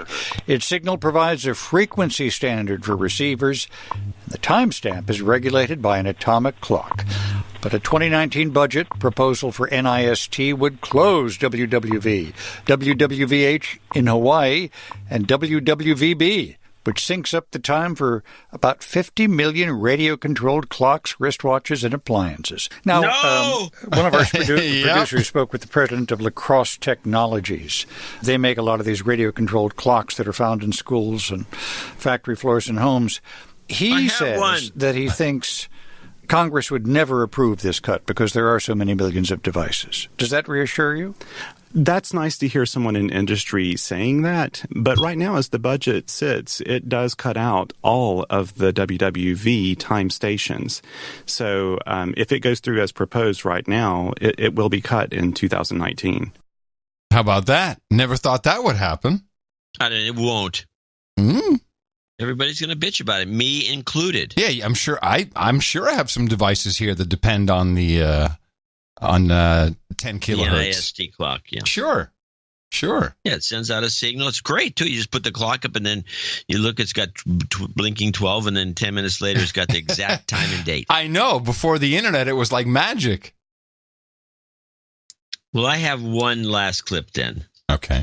Which will be this is a clip kind of in line with most of my clips today, which is another example of lousy reporting by the mainstream media, and it's kind of brought up in the story by, this is the Good Morning America show. It's kind of brought up in the story, and when they close the story, somebody brings up the point that it's like, are you going to talk? Can you give it? Did you do any reporting at all, or is this just some shallow story? This is apparently in the U.S. Open. Some French tennis player, she comes out after one of these time breaks, and she notices that she's got her blouse on backwards.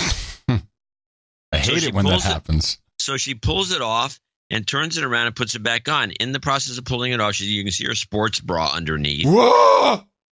And of course, these guys are walking around naked, but this woman then they called her and they gave her a penalty. And this is the story. As U.S. Open women switches on Good Morning America. Open outrage. A French player punished for flipping her shirt around on the court, while the men face no penalty for changing their shirts in the heat.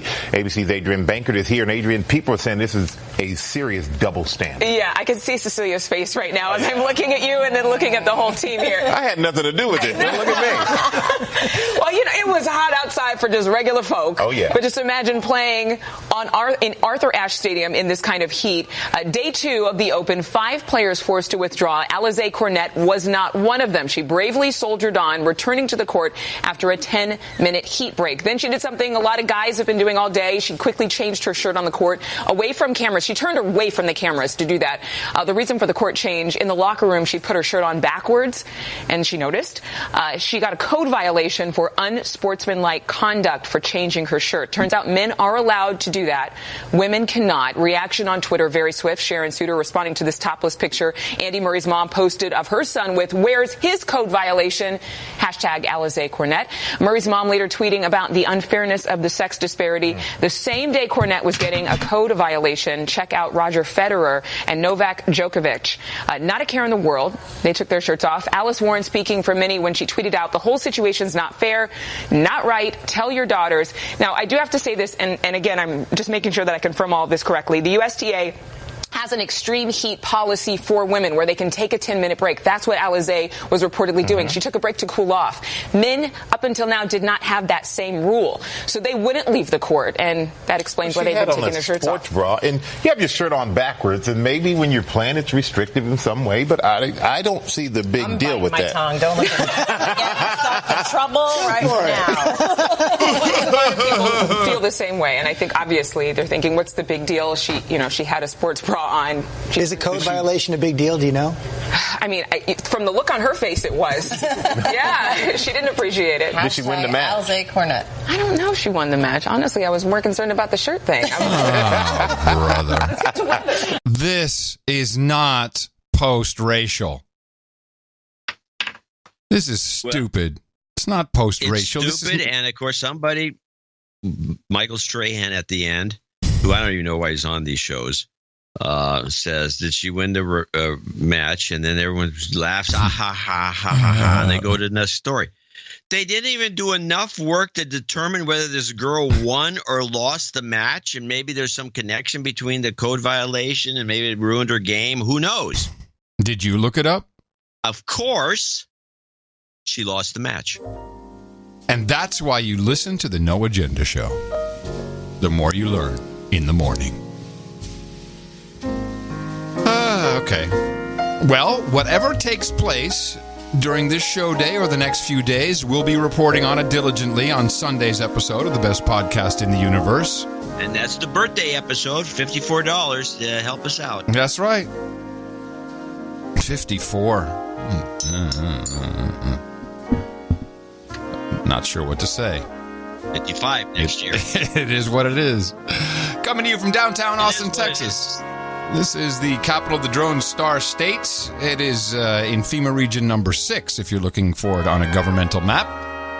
And I am in the 5x9 Cludio in the common law condo. In the morning, everybody. I'm Adam Curry. And from northern Silicon Valley, I'm John C. Dvorak. We return on Sunday right here with another episode of No Agenda. Until then, adios, mofos.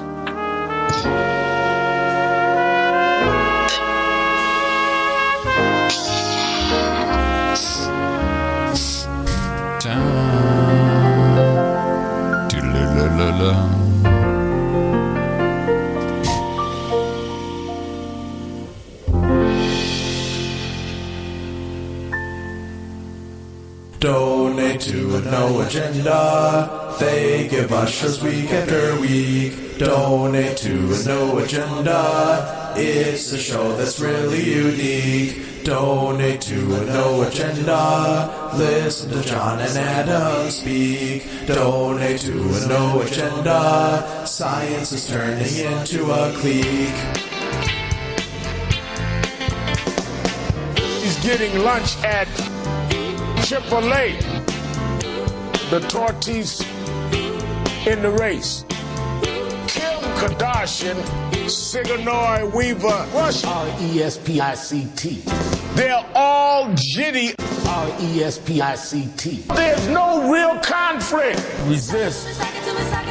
We must. Resist. We must. We must. And we will much about that be committed.